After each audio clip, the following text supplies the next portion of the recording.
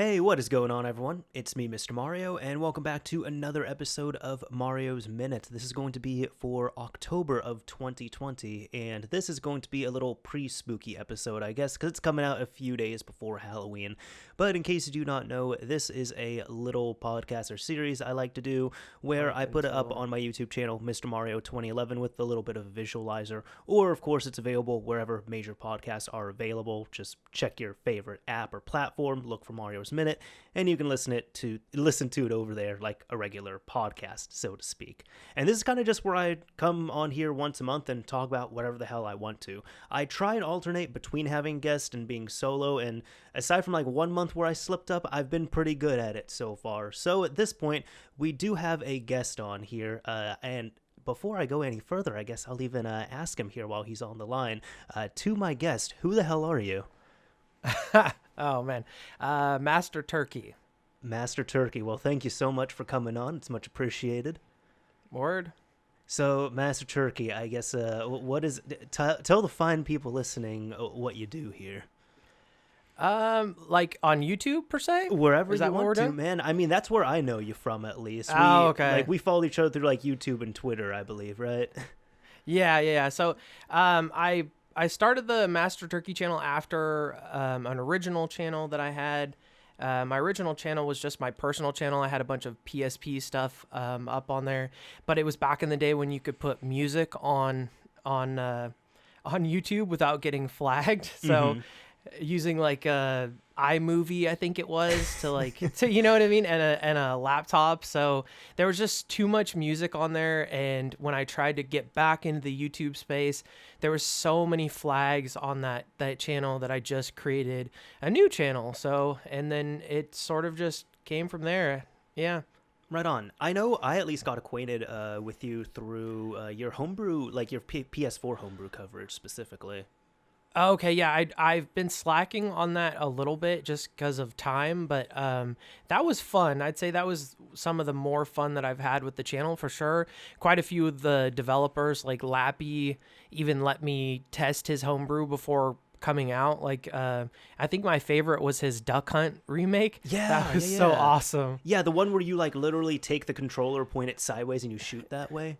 Yes, yeah. Like I was making these like 1 to 2 minute videos from the PS4 scene, and I guess they kind of resembled commercials because a couple of websites ended up using it, and I was always wondering where those external links were coming from, and I found them later, like, oh, this person is using my stuff, and he was like, oh yeah, I like because they're short couple of minutes just showing exactly what the homebrew is like. And I don't know. It was a lot of fun, and that Duck Hunt one was awesome because I did put a camera up showing that you just point the PS4 controller at the screen and pull the trigger. I do remember that one specifically. Yeah, and even thinking about it too. I mean, just that's even an example to me, at least, like some revolutionary homebrew. Like it's not like scene shattering, mind you, but that's something that I've never seen a retail game on the PS4 even attempt to do.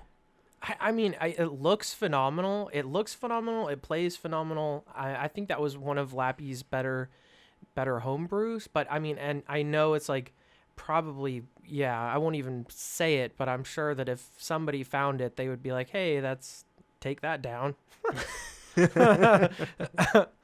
I get it. It's been up long enough though where I think it's okay, but no, I totally get that. And even so, I was gonna say as well too, one thing I've noticed with just those like a little kind of not developer showcase, but kind of just like a little showcase of pieces like that, at least in my experience, developers love seeing their creations, applications, games, and what have you in action like that.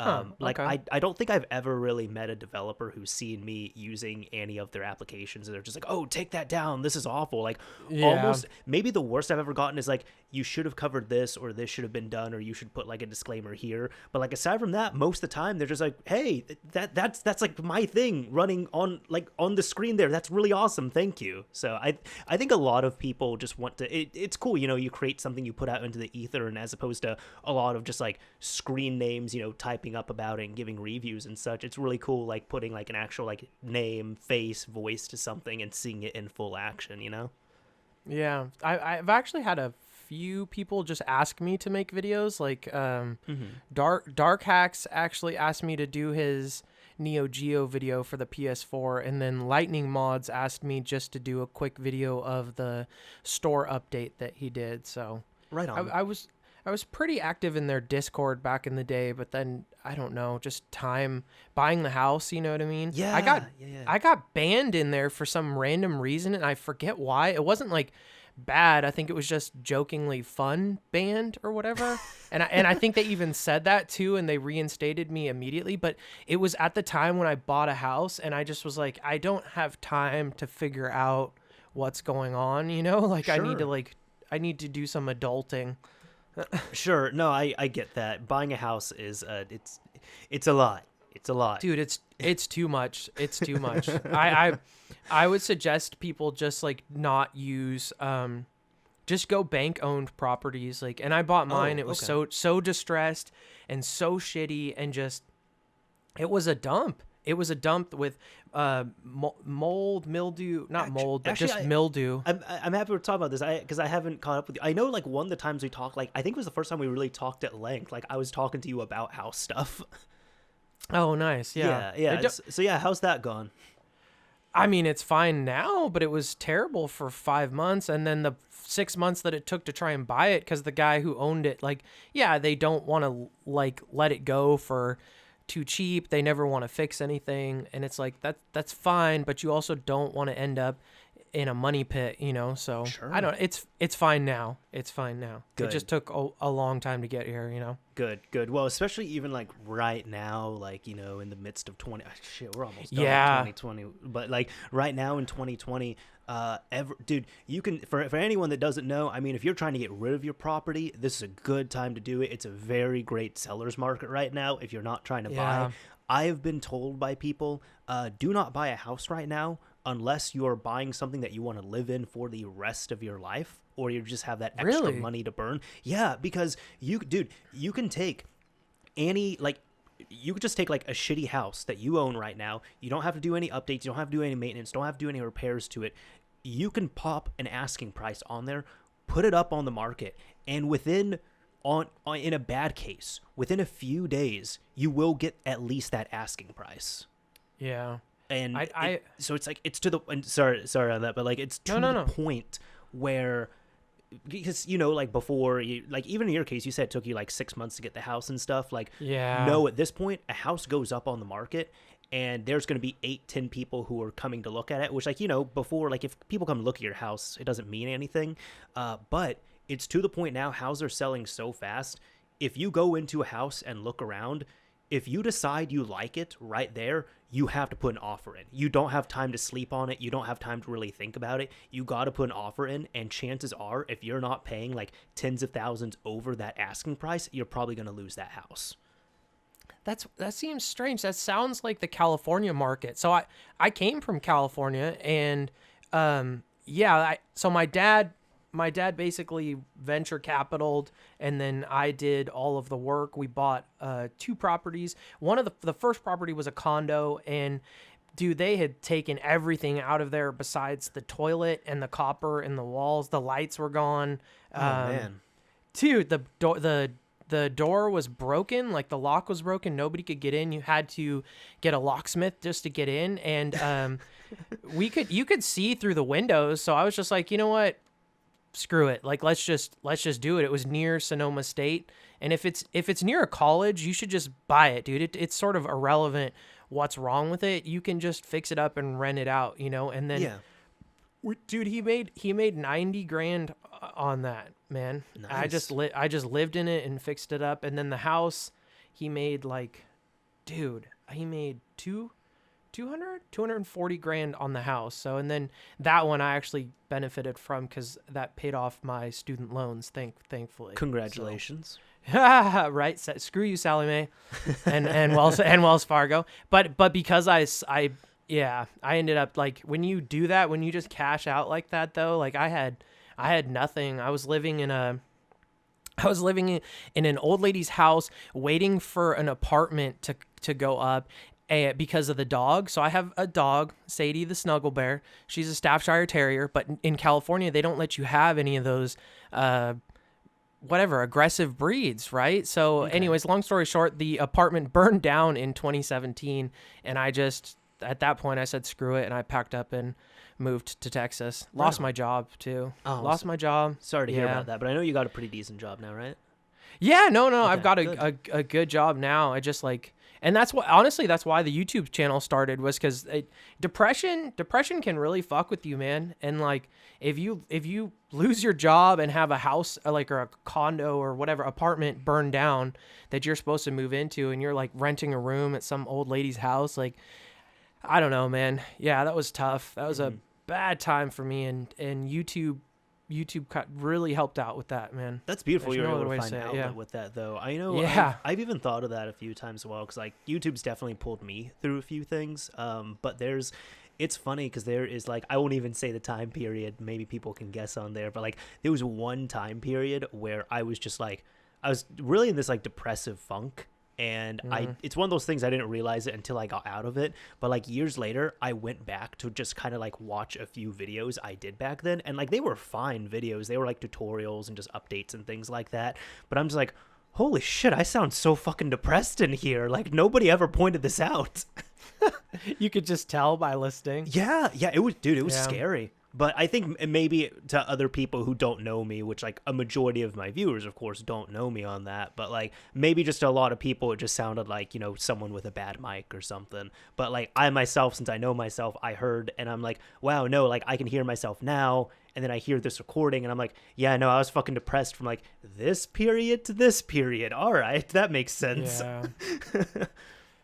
Well, I mean, it's nice to have YouTube, you know what I mean, a creative outlet to sort of take your brain and your body off of that for a period of time. Hell yeah, I agree. And not even just YouTube, like even if you just have any kind of like creative outlet, it really helps out. And I guess I use that loosely too, because I don't count myself, for example, as a creative person, but like this allows me to like get my hands dirty, at least virtually, and do a thing and output something. I don't know, the mods that you do, I feel I feel like creativity is using your hands to create something, and if you're modding a console, you're creating something. Well, thank you. I appreciate that. Although I guess for me Yeah. in my head, I kind of look at it as like copy and paste. I'm like, hey, Oh. I see instructions online and now I do them and it's done. Yeah, but people like seeing YouTube. They like seeing the videos, the tutorials, like, and stuff. Sure. And you just have a shit ton of tutorials. Like Just a I few. yeah, I have like 2 tutorials, and I'm just like, do I really need to make a tutorial? Because, you know, Mr. Mario's already done it. Simpsons already did it. Okay, so I don't need to do it. Well, thank you. I appreciate being compared to The Simpsons, but anybody can make a tutorial, man, for the most part. So I don't own anything of that, nor does anybody else. Well, all right. Yeah. I know one thing, kind of backtracking, that did pique my interest. You said you had a original like PSP channel. Like around when was that? Because I did, yeah. That was like my origins as well too. So that's like Oh, a nice. very important thing to me. That was so wrecked a motorcycle in 2005, moved to LA in 2006 with the broken hand still. So it was probably between 2006, 2007 and 2009, I'd say. I worked at the Apple store, and then at the Musicians Institute, I worked in their computer lab for a little bit. So, and I don't know, I just really like the PSP, the idea that you could flash software to a battery and then, you know, put the little magic stick in, put the battery in, and hack someone's PSP. I don't know why, but I loved that. Yup, dude. I unbricked and I modified so many PSPs with the Pandora's battery and the magic Yes. memory stick. Like, Yes. that was revolutionary. Because I remember even like explaining it to my dad, and my dad was just like, "Wait, like, no, you can't like install things on a battery." And I'm like, "I'm telling you, Dad, you can do it. You can change the software on a battery. It doesn't make sense to me either." I just thought that was the coolest thing. And then when it came out that you could make your custom PlayStation games run on the PSP, I used something called Prometheus Pro for Macintosh. It was really, really good. I just loved it. And then I kind of started dabbling into Photoshop a little bit, so I make the custom icons and custom backgrounds. And I remember I was probably one of the first, and I'm not one of the first, like I'm the first, like the first people, like as a group to have saves transfer across Final Fantasy VII, because I think you had to make sure that all the discs had the same title ID. Yeah, it was before you merged them. Eventually, you could just merge them into one package, and I was like, "Gosh darn it!" I remember those. You know what? The funny thing is, I probably stumbled across your videos back then as well too, because I was like really deep into the PSP around that time. That's kind of like, it's not what started everything here, but it was definitely a big inspiration. So I remember a few YouTubers back then. One of them, I can't.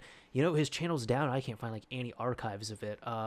One of them that sticks out to me is a Dark Bishop 420. If you ever saw any of his, I did. Oh my god. Okay, you're one of the other people who knows. Yeah. Just hey, if anybody in the comment section knows Dark Bishop 420, just shout him out or let me know or something. But I remember he did a bunch of tutorials and he did PSP news and a bunch of other stuff. But nice. His channel's down. I've tried to look at it through way back. I can't find it, man. It's so disappointing. Weird.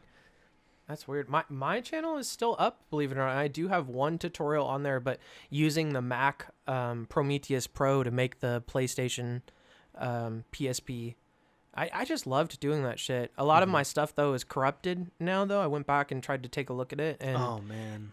And some of them are it's just lost to to time, I guess, Damn, that's disappointing. I still absolutely love the PSP though. I actually did even some stuff on it recently, either personally or for the channel and all that. So even in my in my closet, I've now, I think it was about last year, I finally fulfilled my childhood, or not really, but my teenage dream. I call it childhood, but my dream of now I have every single PSP model.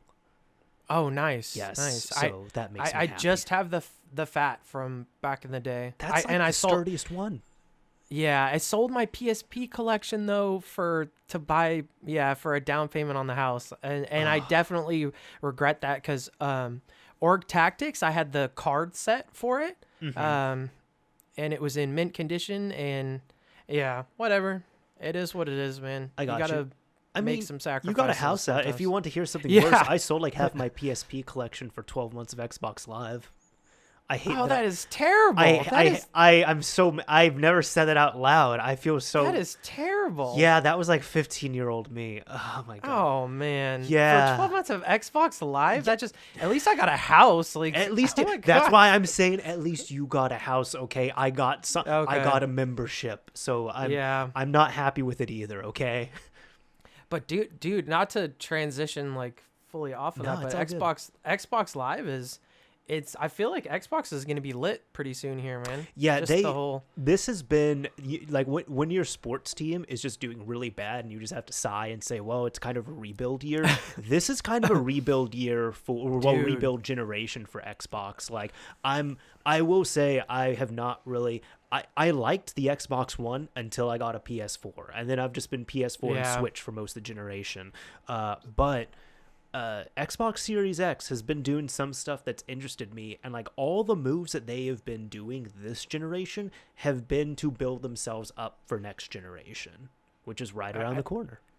I think it's huge, man. Yeah. I think it's huge, and I think they're going to be doing really, really freaking good, and I am one of those ultimate Game Pass subscribers. I just canceled Netflix. I just figured, you know what? I don't watch enough on Netflix, and I have a bunch of friends on Xbox that I play with. So I'm like, that's $15 I'd rather spend on that. And it's just I call it the friend pass, because whatever game that they want to play, you probably already have. You have all the first party titles, and just that with all their list of the games coming up that are going to be on Ultimate or on Game Pass, I should call it. Dude, it's awesome. It's definitely been the best value you can get in terms of gaming right now, because I think I've talked about it on here before and even with friends and such. But because I'm the oldest brother in my family, and because of that, because I also try to be the cool brother, I let my younger brothers mooch off of me, and then I do a bunch of awesome shit for them and everything. So that's how that goes. But one of the things is I gave them an Xbox One years ago, And then I set Yeah. that system as my home system. So any subscriptions, any digital games, whatever, they are able to benefit. But it's so great because there's a lot of stuff that they want to play that's pretty current and new that comes onto Game Pass, and they're able to just play it right off the rip, and they can play online and do all that other stuff, and it works out super well. So there's been a lot of times they want to buy something, and I'm like, oh, no, we don't have to buy it. Like, it's on Game Pass. I'll just add it to my library, and then you can find it on your library and just download it. But how many people can use that is what I want to know. Like, so you can use it and your brother can uses it, but is that 2 people or do you have more people sharing the Game Pass? So on that, it is going to be like per console. So for example, like my console, the one that I own in my home, I can use my Game Pass and get online on my own like Mr. Mario account as long as I'm connected online. If I don't have an internet connection, I'm not able to reap those benefits. But on their system, so it's per console. But like, as long as I have an internet connection, I can use my Game Pass and my subscription on any system I log into. But on their system, because that's designated as the home one, any account that sits on that system can utilize my rewards and everything else. So they can make like 20 accounts, and they can all, get like they could just make a bunch of scrub accounts and do whatever the hell they want to. Okay, yeah, because I was playing with my buddy Johnny, and his brother has Game Pass, but he doesn't. But they're in the same household, so it shows his brother logged on, and then it shows him logged on, and basically he's playing via his brother's account. And I was like, how are you doing that? But then also getting to use the Game Pass, Gotcha. Yeah, no, it's once you set the home system on there for like the master account, so to speak, it just everything else shares on there. So it's a really seamless system. It's worked out super well. It's not as seamless on like PS4 or even Switch for that matter, but it's all good. Like my Xbox has done it the best, and like I think the most impressive thing to me as well too has been because I think we do like some kind of sharing on like all the platforms. But like Steam, I thought was pretty good for a while, and it still is. Like when you can share your Steam library, but it is set up where it is one license, like one user per license. So if a brother of mine plays any single one of my Steam games, no one else can touch them. And if I try and play a game, it ends up kicking him off, especially if it's like the same game. However, on the Xbox, if there's a digital title we want, like let's say, even though this is a bad example because it's on Game Pass, but let's say like they want to play Halo 5, I can purchase Halo 5 digitally, and we can all play that together off my one license. That's just crazy. Like I said, I feel like they're going places, and not a lot of people. I mean, I'm sure a lot of people are there because they have like a ton of Game Pass subscribers, but I think this is their year, man. This system is their system, and this is their year. Yep. We'll definitely see that on there. I know, I guess I could ask you about this because I was going to bring this up on here. But I've looked at the Xbox a bit, but like the PlayStation 5 teardown, did you end up seeing that? I tend to avoid some of those things. I just don't. I'm not buying a PlayStation 5. I'm just not doing it. Really? Not until they give me reason to. What's the point? I have a PS4 Pro, okay? And really everything, like Miles Morales comes out, the new Horizon Zero Dawn comes out for it. And if you look at their previous title, what they did with their previous title, it looks gorgeous, right? Because they only render like what your field of view is plus what 10% on each side. So their engine is just phenomenal. So even on a PS4 Pro, I'm sure Horizon Zero Dawn, the new one's going to look fantastic. Why, you tell me, why should I buy a PS5, Mr. Mario? Oh, in my opinion, I mean, coming from someone who's not getting any of the new systems on launch, there's not really much of a reason to get any of the new systems on launch. See, that's like, I'm right there. Yeah. I mean, I was just more talking about like the actual teardown itself, but like, even, but even like getting... I saw some of the teardown, like just how the fans, I basically saw the fans. I didn't go into it just because he looked so sad. The guy tearing it down looked like he was on like some serious antidepressants, man. Like, and they weren't kicking in. I think he was just really tired, and he was just very much like, "Yep, this is my life. I've done this like 80 times. I've done this 90 times. They wanted me to do 90 takes. This is 91. I'm so sick of this shit. Can I go home now, please? I haven't seen my family." I mean, they're getting right up there in crunch times. I totally get that. Yeah. But yeah, well, even going back to the whole thing, like I tried to secure a PS5 because like I told you I'm not You really, did? I tried You for about did? 20 Okay. minutes and then it didn't work and I said I'm not going to waste my Yeah. time because like I don't have a reason to get either of these on launch, but I would get the PS5 first just because that will have some more games I'm interested in as opposed to Xbox Series X where like they've already said there's going to be no exclusives on it the first year. Yeah. But on that, a lot of people that I'm seeing, I mean, they're just really, really hyped on the hardware itself, which is fine. But a lot of people I'm seeing are getting a PS5 in place of a PS4 Pro. Like they're going from a PS4 or a PS4 Slim to a PS5. But I don't see it as much on the Xbox side. Like I see a lot of people went from the Xbox One to the Xbox One X to now the Xbox Series X. So I think they're more just excited for like all the old stuff on there. But I guess I'm a little worried as well too because I'm like, we're seeing just a lot of like older, I'm not saying like ancient stuff, but it's like, well, Gears 5 is not new. Gears 4 is not new. Like I support backwards compatibility, but like I want to see the new games, I want to see the new software. So I think honestly the Xbox is more like a PC. It is. Right. I upgrade my PC like not all the time, but probably every 6 months to a year. Hopefully a year. Like my graphics card's like 3 years old now, but because of the fubbed 20 series launch, I wasn't able to get one. And but Xbox. That's what they're doing. They're doing like, yeah, sure, the old games, whatever. But look at my Steam library. I've got tons of old games on there. I've been playing Call of Juarez or whatever on via Steam. Like I don't know. I don't mind that they're doing old games and stuff like that. It's like you're upgrading your PC and you have access to this huge library, like just like you would on, well, not as good as Steam, but it's similar is all I'm saying. Sure. I just know like PlayStation, for example, they're going, and mind you, like I'm a believer launch titles are they're not as important as they used to be. They're important right at the beginning, but you only get like that first impression one time, and it's really you don't forget a first impression, but the rest of the generation is really what's going to matter. And like overall for me, I've had more generational fun with PS4 as opposed to Xbox One. That's a whole other thing on there, but like on the PS5 for example, I've told friends, I said like, well, all the launch titles are also going to be on PS4 except for Demon Souls, which I don't know about you, but I am not a Souls type player because I don't like to get super angry when I play games. And even one of my friends who, like, huge props to her, like, she played through the original one on PS3 from start to finish and cussed a lot, and she enjoyed it, but she'll never touch it again. She went to PS5, and I told her about that, and even her, she's just like, nope, I don't care. Like, that's really cool they're going to remake it, but I played it once. I'm not going to play it again. Yeah, I'm not a Dark Souls, Demon Souls, any of those fans. I don't, like you said, I don't want to dive.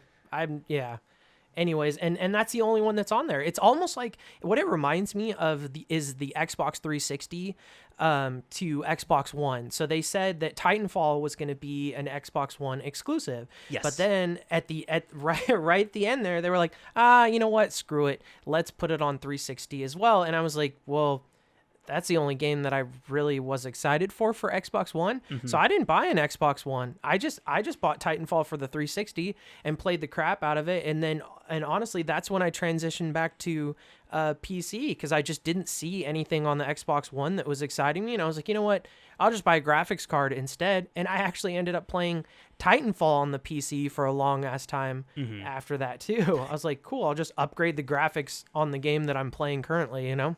You want to know something really funny about Titanfall on 360 compared to the other builds? It loaded the fastest. Did it really? Because I played it on PC. Now, granted, I didn't play it on an SSD, but I played it on PC on a hard drive. I played it on Xbox One and 360, and it loaded the fastest on 360 every single time.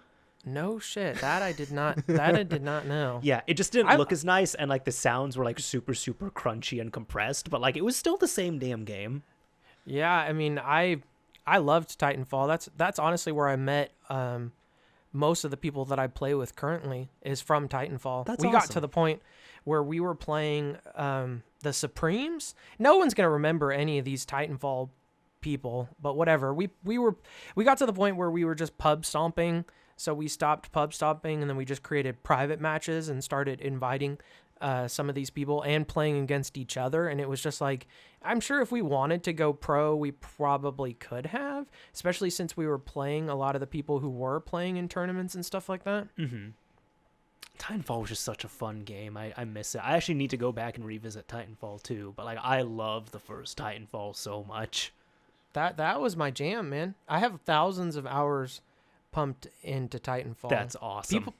People hate, like, even the friends that I play with hated playing against me because I would start with the smart pistol, go as fast as I could, farm people like in attrition, and then not a lot of people knew that you could swap out your second gun.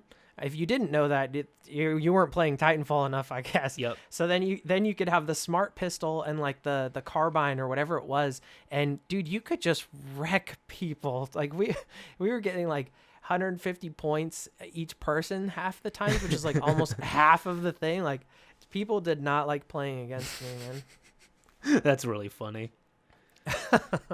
Oh, man. But yeah, like, I mean, just kind of going back to this, I'm just thinking with like the PS5 itself, like, what's the point? I just don't see the point. I love my PS4. I have a huge collection. When I can get my hands on it, if I don't have to jump through a bunch of hoops, then fine, I'll buy a PS5. And thankfully, like, they've said that all the titles that I have support it. I know you said you have a couple. How do you have, like, they have a list of like 5 games that are not going to play, and you have some of those 5 games? I want to say, and there's 2 games. One of them is Shadow Complex Remastered. I own a physical copy of it. And there's another game, I don't remember what it is because I don't have the list in front of me, but there's another game I believe I physically own, and it just doesn't work on PS5. Shadow Complex is on Steam and it's on the Epic Game Store, I think. So like, if you really wanted to play it, you could just play it on PC. But it doesn't even take. But I'm not gonna get rid of my like I have, like, personally, I have 3 PS4s. I'm always gonna have at least one of them. All right, hey, yeah, I know I have one of them's jailbroken, then 2 of them are stock, but I have them in like different areas where I live. So okay. yeah. But I have reasons for them. But I'm going to have at least one PS4, so I'll be able to play it because I have a physical copy of that Shadow Complex. Yeah. I mean, I have 2 PS4s. I was almost going to call you Mr. Moneybags with your 3 PS4s, but I have 2 technically, so. I got you. You start rationalizing, like, why to have multiples. It happens. Right, well, I have no room to talk because I have a Switch, 2 PS4s, almost all the retro consoles. I'm missing the GameCube. And I'm sure, all the ones that no one else has, like Neo Geo, CDI, and I had a 3DO, and I sold it to buy for down payment on the house. I sold too much stuff for the down payment on the house, but gotcha. Yeah, I know. I think we had talked before about your Xbox that you were thinking of selling. It's a good thing you kept it, though. I almost sold you that Xbox, and I'm glad I did it. Yes. It's just there's too much memories there. I get it. I get that. And it's complete. You know what I mean? It's missing I think it's missing the add-on where you can use like the remote or something. Like the X3 IR, that's what it is. I think that's the only thing that it's missing, and I had it purchased and I just don't know where it is, and I never installed it, so. Sure. But it's pretty much complete, minus the new HDMI. Did you see that they have an HDMI mod for it now? Yes, because I own one of those. Nice, yeah. Yeah. Did you do that? Did you do that in the video yet? No. Actually, right after this, I'm going to be like, so spoiler for anybody, I guess you get like a few days notice on here. The next video I have will be a Xbox HDMI review. But yeah, like after this, sometime today, I'm going to record like the A-roll footage for that because I've got like all the B-roll. I've had more than enough time to work with it and, have my thoughts on it. But yeah, I got one that was sent to me for review. I didn't do the install myself, but like I got like a system that was pre-fitted with it and everything. And cool. I would give my opinion on it, but I don't want to until the review. Yeah. It's really hard for me to not tell you my opinion, so I can only give you facts. Are you allowed to say because mine has some weird thing, and I haven't used the Xbox in forever, but I tried to record some Super Mario 64 footage going from component, and they're cheap component cables, so it could be the cheap component cable, into the retro tank. And dude, I just could not. It would not, whatever it was outputting as, and then it kept changing resolutions based on what it thought that I had. That's like I don't own a retro tink, but it could be something with the retro tink. I'm not all too sure. Okay. Yeah, because like for me, I guess I can like share this. Like, I'm like. I talked with the developer of it. He could not replicate it. No one else could. So I don't know what the hell's going on. But for whatever reason, I tried multiple setups. Like I used my laptop, I used my desktop, I used two capture cards I own, like a Game Capture HD and HD60. If you just plug it up in there, it does not display, it does not pass through, you cannot capture, you can't do anything. My monitor's fine because I can hook it up, and this is like the only system I have that has this issue. So I noticed the only way I can get it to actually display through my game capture setup was if I hook up a M cable through it. So it's like I go from from Xbox to M cable to HDMI cable to game capture. And from there, it's like the M cable gives it a little bit more juice, maybe. That's all I can theorize, to end up passing through the signal. And it's the only console I have this issue with. It's not my computer because I've tried two different computers, and I think I had two other like smaller capture cards. Those other two ones are fine, just like the one like little tiny USB joints or something. But like my two main ones that I use, it did not work with them for whatever reason. But like since I didn't want to manipulate the image or anything, I just hooked up the M cable, but I disabled it. So it was just using a pass-through mode, and it wasn't cleaning up the image or doing any processing on it. But then you were able to record it. Then I was able to display it on my monitor, and I was able to record at that point. Yeah, okay. That is the only issue I had on there. But like aside from like resolution issues or switching or something, I think the only issue I could ever think of was like I was using a 720p patched version of a game, which I mean this is not no fault of it. This is like of the patch itself. And it was kind of deceitful because like at first the game was 720p, and then I noticed later on it went down to 480p. So I'm like, okay, this patch is kind of a lie. Like it's 720p for like a minute, and then it goes back down. That could be just the game itself. Yeah, and that's why I'm not blaming that on the capture, like on the capture card or on the Xbox HDMI itself. In fact, it was actually the capture card that told me, because it shows the resolution on your screen.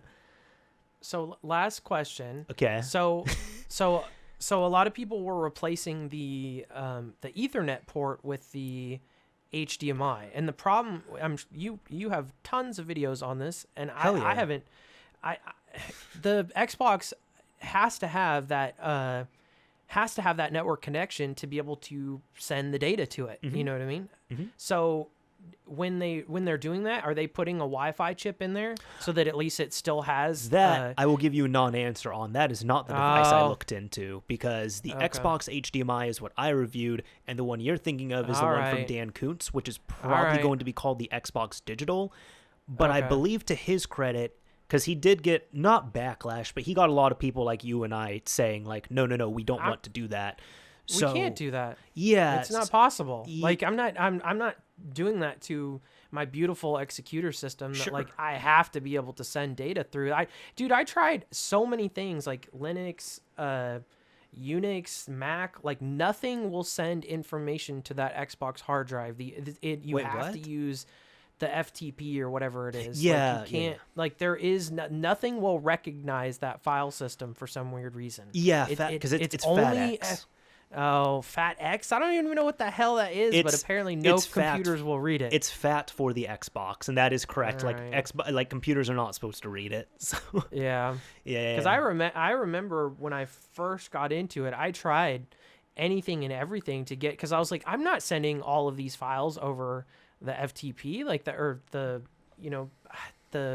network. I'm not doing that. Mm-hmm. I'm just not doing that. I was like, there's got to be a way. I was like, I'm not good enough to say that I'm good enough, but I couldn't, nothing could read it, man. There is actually a new tool like this year, so it's nothing like you Ooh. missed out on, but I believe it's called FATX Explorer, and it's been used No for way. FATX drives for the 360, but they just added original Xbox support.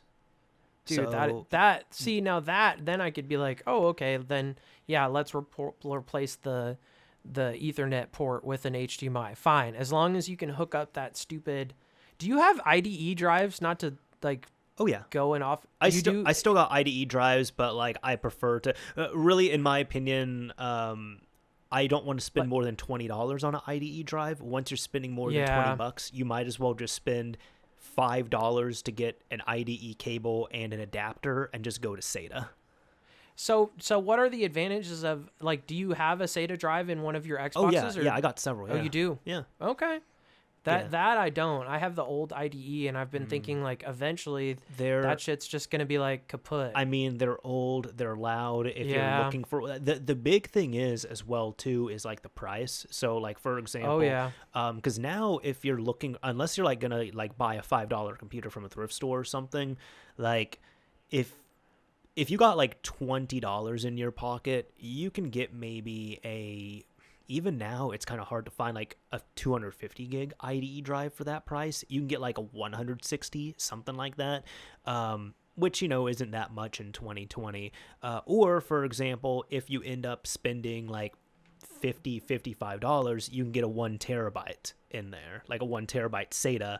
And then you can spend, about like, if you're going with like cheaper parts, you can spend like $5 getting $5 or $6 getting like an IDE cable folded up and then get one of those adapters. So like for the, total cost of around $60, you have a 1 terabyte system.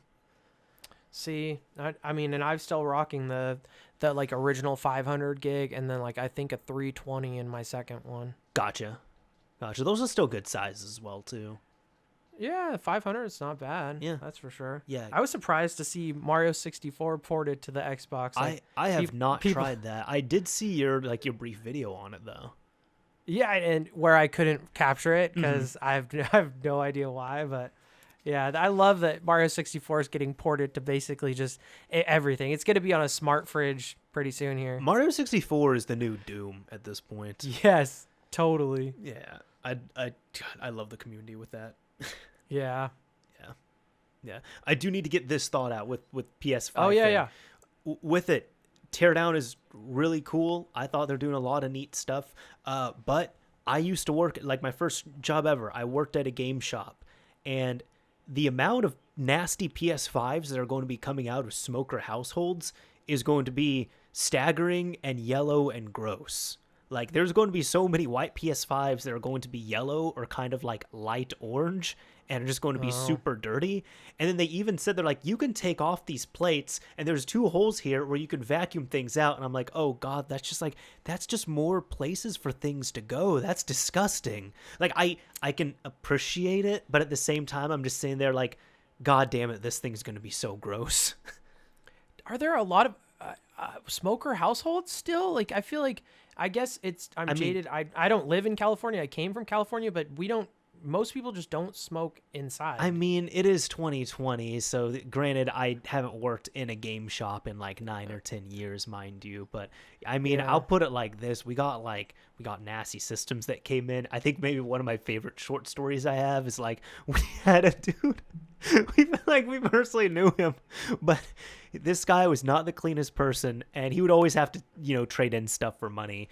And he brought in an Xbox 360, which we thought was the elite model, which was the black one, but it ended up just being yeah, you know where I'm going with this. It was a standard white model, but it was so dirty that they thought it was the elite. And the cables were so nasty, like the power brick and the cables, they were so bad that we just threw them away. We didn't even try to clean them or refurbish them. That is disgusting. Did you work at GameStop? No, I worked at a local shop. Oh, nice. That's even better. Yes. And then so you were around when you saw the local shop get gobbled up by GameStop. Because that's where I'm from. We had Funco Land, and then we had High Tech Game Center, and both of those just got gobbled up by So that was before my GameStop. time. I was working during 7th generations, like PS3, Oh, 360, okay. Wii. That's when I was Yeah. working. So GameStop was, if anything, Nice. GameStop was eating up EB Games because they were rebranding Yeah. and all that. No, I would more say the local game shops did a better job of gobbling themselves up or just kind of shutting down, which is really Okay. disappointing now because like Yeah. like that. It kind of sucks to say, but like pretty much the only local game shop available in most places is GameStop. I feel like there's a resurgence though from like the retro community, and people like our age are getting to the point where we have disposable income, so we're starting to kind of buy back those older consoles from, from our youth and stuff. Like I just bought a Saturn, and I was thinking of your story about the nasty 360, and it didn't smell like cigarette smoke, it just reeked like marijuana, so I had to like leave it in and I have no problems with marijuana. I'll just put that out right now, but I just put it in the garage for like a few days, and then the smell dissipated, and then cleaned it up. I don't have anything against like marijuana usage either. I don't use it, but what I do have things against is just smoking inside your damn household or your car. Yeah. It's so gross. I don't care what you're smoking. Agreed. It could be meth for all I care. Just don't do it inside your house. No, I'm the same way. If somebody's like came to the house and was like lighting anything up, I'm like, not inside the house. Like that's not what we do. We're adults here. Adults can go the fuck outside and smoke whatever the hell that is outside. You don't have to. And then everyone smells whatever it is when they enter your house. Whatever it is that you're smoking, people are going to smell that when they come in the house. Exactly. Granted, my house probably smells like dog. I'm sure your house smells like dog too. I'd rather it smell like dog. Surprisingly, it doesn't really smell like dog. Lily's not really that stinky. But you got used to it. No, you just got used to it. No, I'm telling you, even when I leave for like a week or two and I come back, Yeah. it just smells like a house to me. It does not smell like dog. Nice. Yeah, Well, Lily that's does good. stink. Okay, maybe I could ask you about this. She's got this. I don't know if your dog can emulate this. Lily's got this thing where it's like she won't really like, you can't smell her unless you like smell her fur or something directly. But if you take her outside and bring her back in, the Yes. smell of outside, just like there's a chemical thing that goes on, I think. And like when she just comes in, she just reeks like stereotypical dog smell. I think it's like it's just like oils and stuff like that. The heat kind of starts bringing those oils to the surface, because I talk to my dog, right? I always say that like the Amazon Alexas in my house, like all Jeff Bezos knows is just all the cute like nicknames I call my dog and stuff like that. But I always tell her she smells like a dog when she comes back in the house. And you're so right. Like that's just how that is. They go outside and they come back in, and she just smells like a dog. Okay, cool. So you can verify that, because like everyone. Oh, yeah. So the thing is, like the years I've owned her, everyone I tell that to, they think it's really weird. There's only been one other friend of mine who, it's funny because he's like, I mean, I'm of Middle Eastern descent. He is as well too. And one night, like I was just talking to him, we were playing a game, and I mentioned something about my dog, and he's like, "Oh man, I hate it when you take a dog outside and you bring them in and they smell." And I'm just like, "What? What are you like? Yeah, you know what I'm talking about?" He's like, "Oh yeah, they stink when you bring them back Yeah. in." And I was like, "Holy, how are you like the only other person who knows about this?" No, it's totally true. And I think it's the sun, the heat, and the oils, something, all of that goes in there. And then, Yep. yeah, they Yep. just smell like dog, They're- man. But They're big stinky puppers right afterwards. I love my dog. Yeah, dogs are just so great. The best, man. I lost a puppy 5 months ago. It doesn't matter. I only had the puppy for like 3 or 4 months, and I still think about it all the time. Like it's just, I'm that's sorry the to hear, toughest man. decision. Yeah, I mean, I didn't buy it. I got it from the rescue from San Antonio Pets Alive. I found out about San Antonio Pets Alive from QuakeCon. They do these awesome t-shirts, by the way. And since QuakeCon didn't happen this year, I think they still sold some of those things, but they mesh like cats and dogs into like Doom and the Bethesda universes. If you haven't seen the t-shirts, you really should. That sounds and then amazing. the proceeds go to benefit San Antonio Pets Alive. Anyways, so they try to save those dogs, and yeah, he was really, really rough, but I think he was sick the whole time. Like, and it is what it is, man. I got you. Yeah. I remember that happening. I'm sorry to hear, but Yeah, That's what it is. I think like, do you have just the one dog, the only dog? I have a single dog. Yeah, she was actually, I got her sick. She was her backstory is her previous owners got her as a puppy, and they taught her name but nothing else, and they just kind of kept her chained up outside and brought her into the basement if it was too cold. So she wasn't like properly socialized or anything, and she just like craved human attention. But her thing was, she was about 2 years old when they surrendered her. She had never been taken to a vet. She had somehow gotten pregnant, and she was pregnant when they took her in. So within like a few months, the shelter had to, like give birth to her puppies and like do like 2+ years worth of veterinary work on her within a very short amount of time. And they fixed her, and she had heartworms when I got her. So thankfully, like, they covered all the bills. I just had to go through a thing, and it was like a legal thing too. You have to sign it of like, you have to bring your dog back for this, and you have to do this, and you have to obey this. And if you don't take care of your dog in this way, technically you can get charged with animal abuse. Like, it's a very serious thing. Yeah, but like, I took her there. They took real good care of her. She had to be on bed rest for a month, and she's all good now at this point. But like, heartworms is a real thing. She was a whole different dog when she was sick. Yeah, I mean, I do the heartworm, I do the flea and tick. Mm-hmm. I know some people don't do the heartworm because they're just like, but in Texas we've got mosquitoes, so it's just something you shouldn't take lightly. Yeah, and I've seen it too, like quite literally to the point you could play with Lily kind of like rough or super amplified for like 5 minutes, and she just gets super sick to the point where she might throw up. Like, it was that bad before. Now she's great. Like, she's been great for years, thankfully. But, like, I have seen it with my own eyes, so that's not something I take lightly. If people are just like, oh, it's fine. I'm like, you've never seen a dog sick with heartworms. That's why you think it's fine.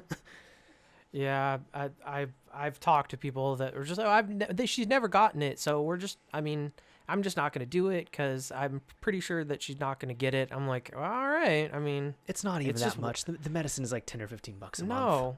I know, that's what I'm saying. It's fairly cheap, and you just have to remember to do it once a month. I'm like, what else? I don't know.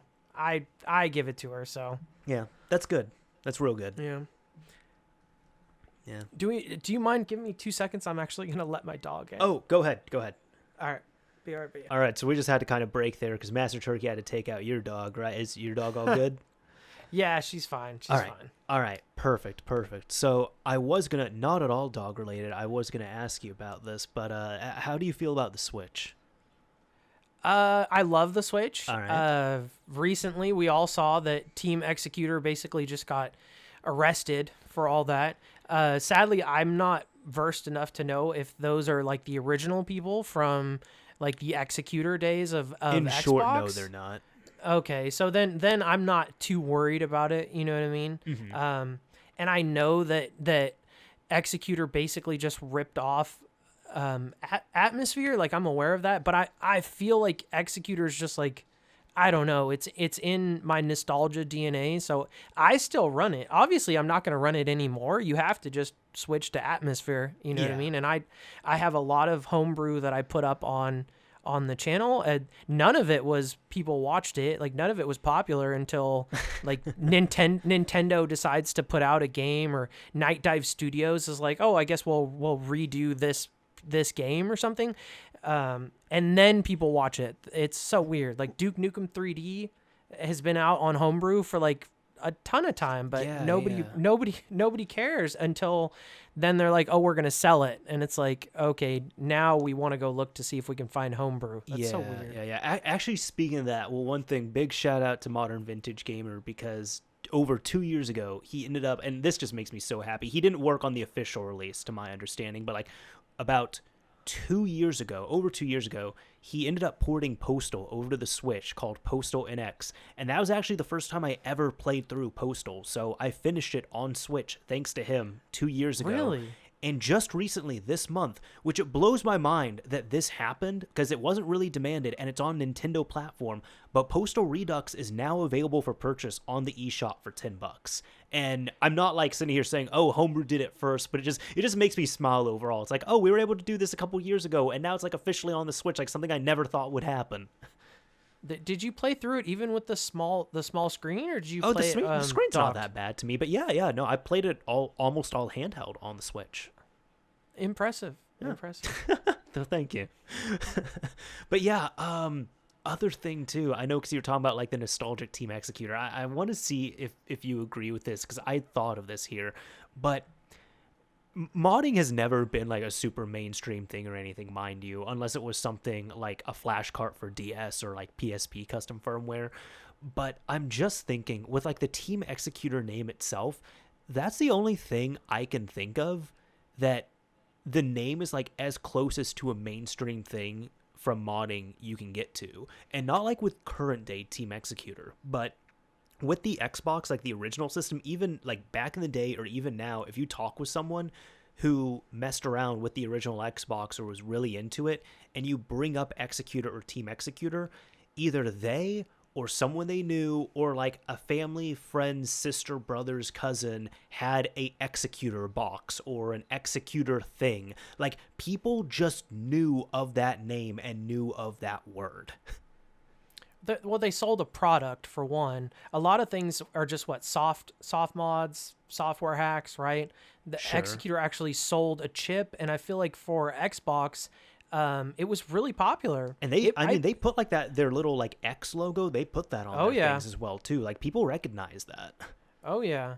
I mean, honestly, that was when online gaming actually became not so faux pas, right? Like when I was in 6th, 7th, and 8th grade, we would play Quake online. We'd play Quake 2 when it came out online. But and if you talk to some random person in middle school, they'd be like, they'd call it online gaming, and then like use some sort of like, it would just, oh God, you play online games? Ugh, like, that's just disgusting. Like, but suddenly Xbox comes out and everybody's playing Halo, and now it's fine. Mm-hmm. You know what I mean? Yeah. I don't know. Yeah. I just feel like it sort of pulled a lot of online gaming into the mainstream, and I feel like people, then the mod chip, you have the mod chip there, and because people started using it. Yeah, because I was just sitting here thinking about it, because like even one of my friends who, I mean, he's aware of modding, he's done some stuff but not like a ton of it. Like I showed him, for example, at one point like an Executor chip, and he was just like, whoa, wait a minute, like I recognize that X. Like, wait, I think when I was younger, like we bought a Xbox from someone and it had that X on it. Like, I remember that. So that's why just like with those stories, I always hear like, it just, I don't know, I always hear stories like that and it makes me smile, but I'm just like sitting here wondering, I really do think that like the Team Executor branding, at least for the original Xbox, is like the closest you can get to like a mainstream modding name. Well, and then now with the Switch, like, of course, everyone knows the Switch is hacked, and you know, Atmosphere is the OS, but I mean, the dongle and stuff that was sold was, you know, mostly Team Executor at the front of that. Sure. I have one of those great ones that you can use multiple OSs on, though. Mm-hmm. I'm sure many people have those. Mm-hmm. The AliExpress special. Yep. Yeah, that's exactly what is the AliExpress special. But then I also have the Executor one just because of from a collection standpoint. Sure. They rebranded the sticker. I wish I had it near me. They took off, because the original has Team Executor on both sides with a small sticker, and some asshole selling it online decided to put their own sticker on there. And when I pre-ordered it, I was pre-ordering it not just as I want to use it, but also as like a, I don't know, something to keep, you know? Yeah. It still came with the same box, everything else, but they had opened it up and put their own teeny tiny little sticker on one side. That's just disgusting. I know. Well, not necessarily modding on here, although that was a fun talk, but I wanted to bring this up. So there was something who, I have my own reservations about Michael Pachter, but he ended up saying something a little bit silly about the Switch, which I don't think anyone can agree with. And I wanted to get your thoughts on this, because he has a couple quotes here, and I'm just going to read them directly off. So there's an interview that he did with a I guess, publication called Gaming Bolt, and he said here, the first thing he said was, I don't really understand the whole hybrid concept. I don't think most people play it in both modes. I would say that maybe 20% of Switch owners play both modes. And I think most Switch owners play it handheld only. So I honestly don't understand the whole point of hybrid. Who cares? Play it as a handheld. Then another thing he said was, and Nintendo isn't that smart. So you never know what they will do next. But I think the smart thing would be to get rid of the Switch console and only have the Switch Lite. Get rid of the docking station, get rid of playing on the TV, maybe offer a Fire Stick style dongle for those who do want to play on the TV. And I want to know what you think of that if you let it settle in a bit. I think it's ridiculous. I should preface this, though, that I don't actually play the Switch as much as most people. I am hardcore PS4 and computer. I do play the Switch, but the Switch did replace my Take It on the Airplane. The PSP was my Take It on the Airplane for a long time, and then barely the Vita. It would be like a battle. Be like, should I take the Vita? I mean, most of the stuff that I want to play, like emulators and stuff, that's on the PSP. Most of the original PlayStation games. I love playing N-Hander. It's like a yeah, it's like a Square Enix made like a shooter, and it runs decently on the PSP. I wouldn't say it runs great, but I love playing that on the airplane. But the Switch just replaced it. When they came out with Civilization 6, it's one of the only physical games that I own for the Switch. That's it. That changed it for me. I switched to bringing that on the airplane with me. I can play Civilization 6 on the Switch for hours, and just suddenly the plane's landing and I'm getting off of the plane. But I think that's a stupid statement, though, because people lead different lives. You know, I don't take public transportation anymore, but when I lived in LA, I took public transportation all the time. I rode the metro everywhere. Why wouldn't you? It was right there. It was cheap. I mean, sometimes if you wanted to chance it too, you didn't have to buy a ticket. Hopefully, you know, they're not going to check the ticket, but you know, I always just paid for the ticket just because it was cheap. But you know, I played the PSP on the metro all the time. That's part of the reason why I was into the PSP so heavily, was because my lifestyle allowed for that. And goodness gracious, do I miss that, man? Not having to drive. And your brain, your stress level, everything just frees up. But I'm sorry. Everyone leads a different life, so I think that's a stupid statement. I think their hybrid console was a good idea. I mean, you have the option of playing it in either or. You can pick it up and play it on the couch, or you can plug it into the TV. Yeah. I'm personally one of those people. I would say like a vast majority of my gameplay is handheld, just because I like play. Yeah, just because I like playing it in handheld. And like typically, what I'll do, like I'll be like in my game room, and I'll have like a music video or something else playing, or just like music like on my TV, and then I'm laying down on my couch like really comfy, playing the Switch like right there in front of me, which even shocked me. Like I'll tell you, that's been like a big paradigm shift for me this generation. So even staying in the house and locked in during COVID and all this stuff, I'm still playing the Switch handheld like much more than I would have expected. But even like last night, for example, I was playing Animal Crossing with someone. I was having fun in handheld mode, and then my battery got down like 10%. So I just docked it and we continued playing. Like there was nothing else on there. It worked out. But I do think this is an incredibly dumb statement on here, just because the whole, like you said, people are going to have different lifestyles on there, where I know people who they take their Switch, they put it in the dock, and they move it maybe once a year.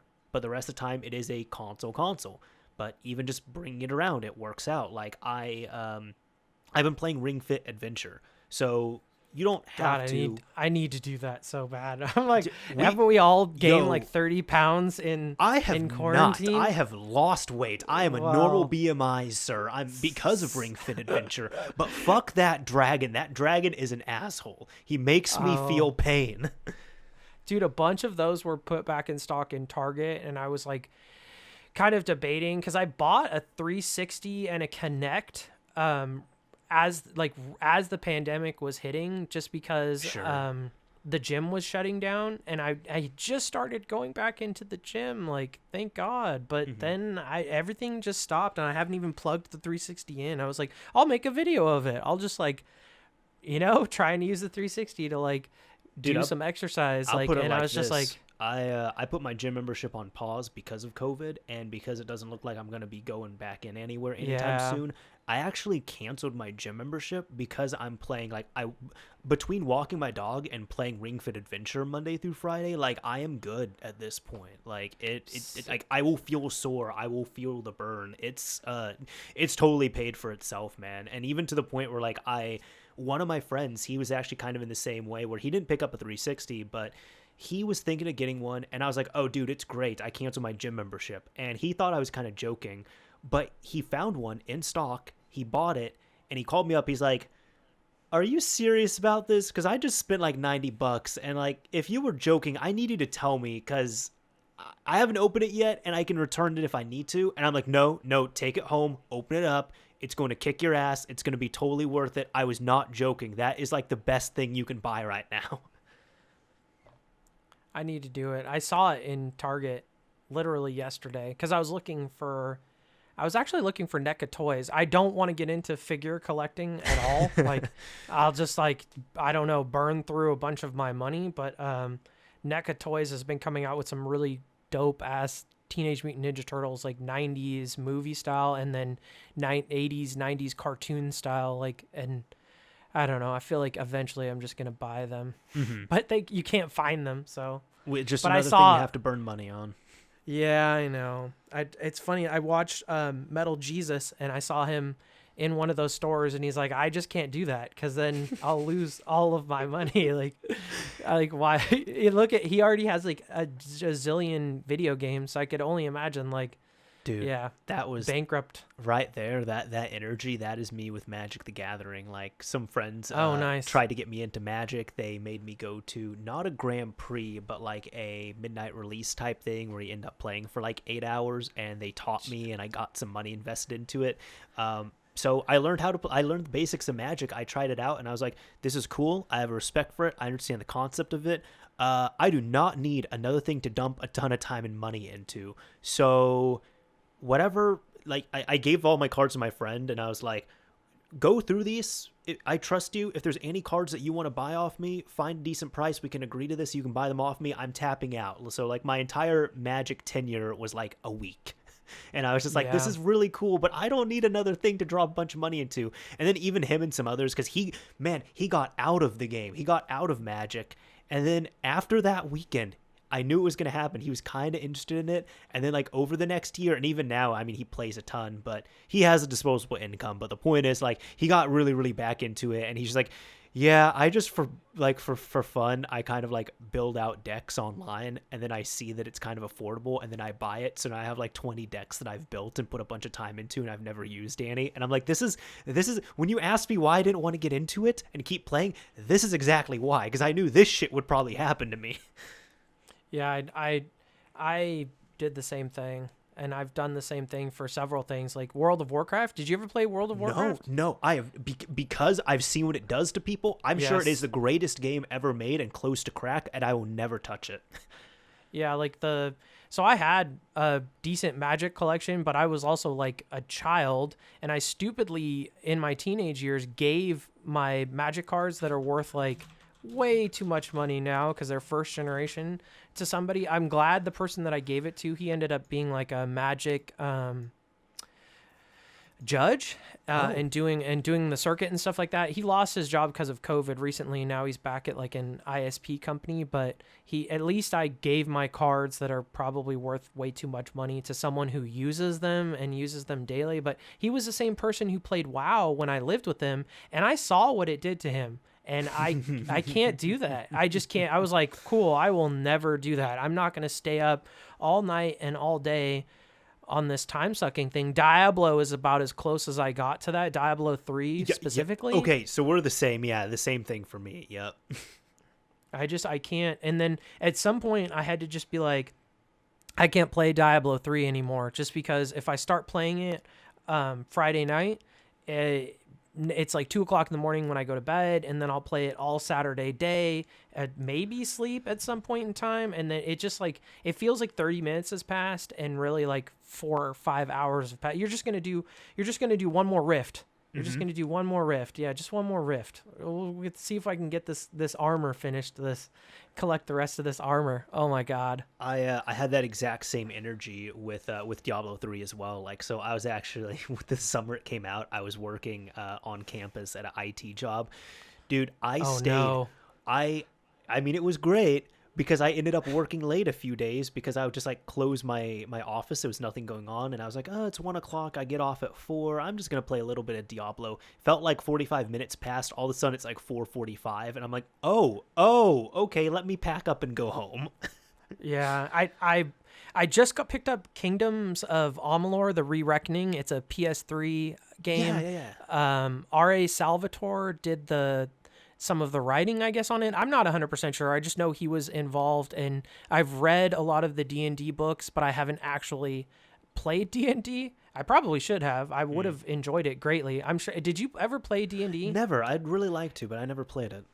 Did you, like me, watch Stranger Things and see them playing D&D and go like, wait a minute, I feel like I should have played that as a kid. Like, that looks like a lot of fun. So, not that directly. I did think it was really cool in Stranger Things. The closest I've ever gotten was some friends and I, actually that same summer, we played through the entirety of the Pathfinder, like, RPG, which I think is kind of branched off of D&D. I could be getting that wrong, but it's a card game that you play, and there's a whole campaign. It was very stressful, but very fun, and it took us an entire summer to get through it. Jeez. Yeah, it was okay. It was fun though. I was gonna say on the magic thing when you're talking about like the lifestyle and such on there, man, that I think the other thing I realized on there as well too was when I went to because we went to like a local game shop and we played it there, and like I got my pack and built out the deck and everything. And I met some really great people there. But the thing that kind of also made me realize I can't do this was I was just like, holy shit, I just spent an entire Saturday inside doing nothing but playing Magic for 8 hours straight. And that was the first and only time I've ever had McDonald's French fries with extra salt on them. Oh. That just sounds like a low point. Like, ooh. Yeah, dude, it was. So I was like, I can't like do this on Saturdays, like spend money and then spend like 8 or 10 hours in here and be eating unhealthy food. Because like even with the story with the McDonald's thing, I was talking to, because there was a couple that owned the game shop. And the wife, I remember, she asked for someone was doing a McDonald's run. She asked for French fries with extra salt packets, and she put it on her fries. And I had questioned it, and she's like, "Oh, Danny, you should try one." So I tried one, and I literally like jumped, like I stepped back and jumped. And she's like, "Isn't it good?" And I'm just like, do y'all sell water or something? Like, my mouth is turning into a desert right now. They already have like way too much salt on them. That's like the point of McDonald's fries, is to be like, they are salty. Like, why would you put salt on something? She thought they were delicious, salty? And I'm like, that is certainly a descriptor that I would not use. They made me crave water. I will say that. Are you gonna get Diablo 4 when it comes out? Is it? Is a Diablo 4 coming out? I didn't follow it at all. Yeah, it is definitely coming out. At the Blizzard, whatever the hell that thing is called. I pay for the digital thing almost every year. Whatever. There was a trailer. It came out. It's definitely coming out at some point. Wow, I have no idea how the hell I missed this. I mean, I probably will. Like, I really liked Diablo 3. But I think I will too, because I've been playing that Kingdoms of Amalur, and it's like, it feels like it's scratching the Diablo itch, but it's just a very, very small itch that it's scratching. And I'm thinking like, yeah, I'm still probably going to get the Diablo 4 when it comes out. Did you play Darksiders Genesis? No, I've only played the first Darksiders, which is pretty much Hell. Okay. The Hell Zelda one. It was so fun, though. Yeah. I have started that game like 4 times, by the way, and I finally started and finished it on Switch, and totally worth it. Like, Hell Zelda is awesome.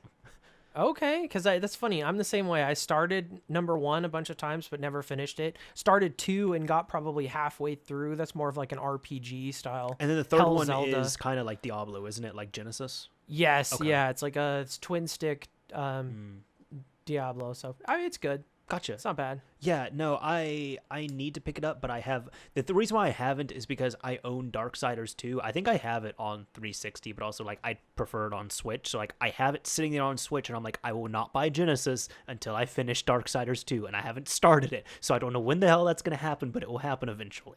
That's just my life. Darksiders 2 is great, but it's also going to take you it's going to suck some time. Okay. That's fair. Yeah. I think the first one took me like 30 or 40 hours, something like that. Okay. Yeah. It's probably going to be very similar for 2, if not a little bit more, if you That's do fair. like the side quests and stuff. As long as it's a good game, I don't mind. No, it's phenomenal. I wish I had the time to finish it. I feel like I stray away from games without finishing them and pick up something new. That's always the problem. I totally get that. Right. Yeah. Actually, I guess I can hop into this here, but with one thing I like to check with all my guests on here is what games they're currently playing. So I guess I'll ask you, what games have you been currently playing? I just dumped about 6 hours into Kingdoms of Amalur: The Re-Reckoning for PS4. I bought that for, I think it was on sale for close to $20. I'd say it's worth it. It's like Dark Alliance. Did you ever play Dark Alliance for the original Xbox? Oh, that's the Baldur's Gate games? Yes. I know what you're talking about. I have not played them. Okay, they were some of the best action RPGs. It's like it takes that and then kind of throws some Diablo into it, and then it just... The only problems I'd see is the camera, and then at times it's a little bit too dark, but it's I've been having a blast with that. And then obviously Modern Warfare, I have like a multiplayer thing I just can't get over. I think it really came through in Titanfall 1. Like I have to play competitive multiplayer. Gotcha. I don't know why. Gotcha. I don't know why. See, I'm the exact opposite. I really don't do multiplayer all that much. Although, like last night I was playing Animal Crossing, for example. But I like just like That's multiplayer. It is. Yeah, it's yeah. I've kind of broken my streak of not really playing online games because like, well, shit, you can't really invite people over to play stuff. Plus, like the person I was playing with was in another country, so like we can't easily do this. Yeah, the Game Pass. I've been playing Gears.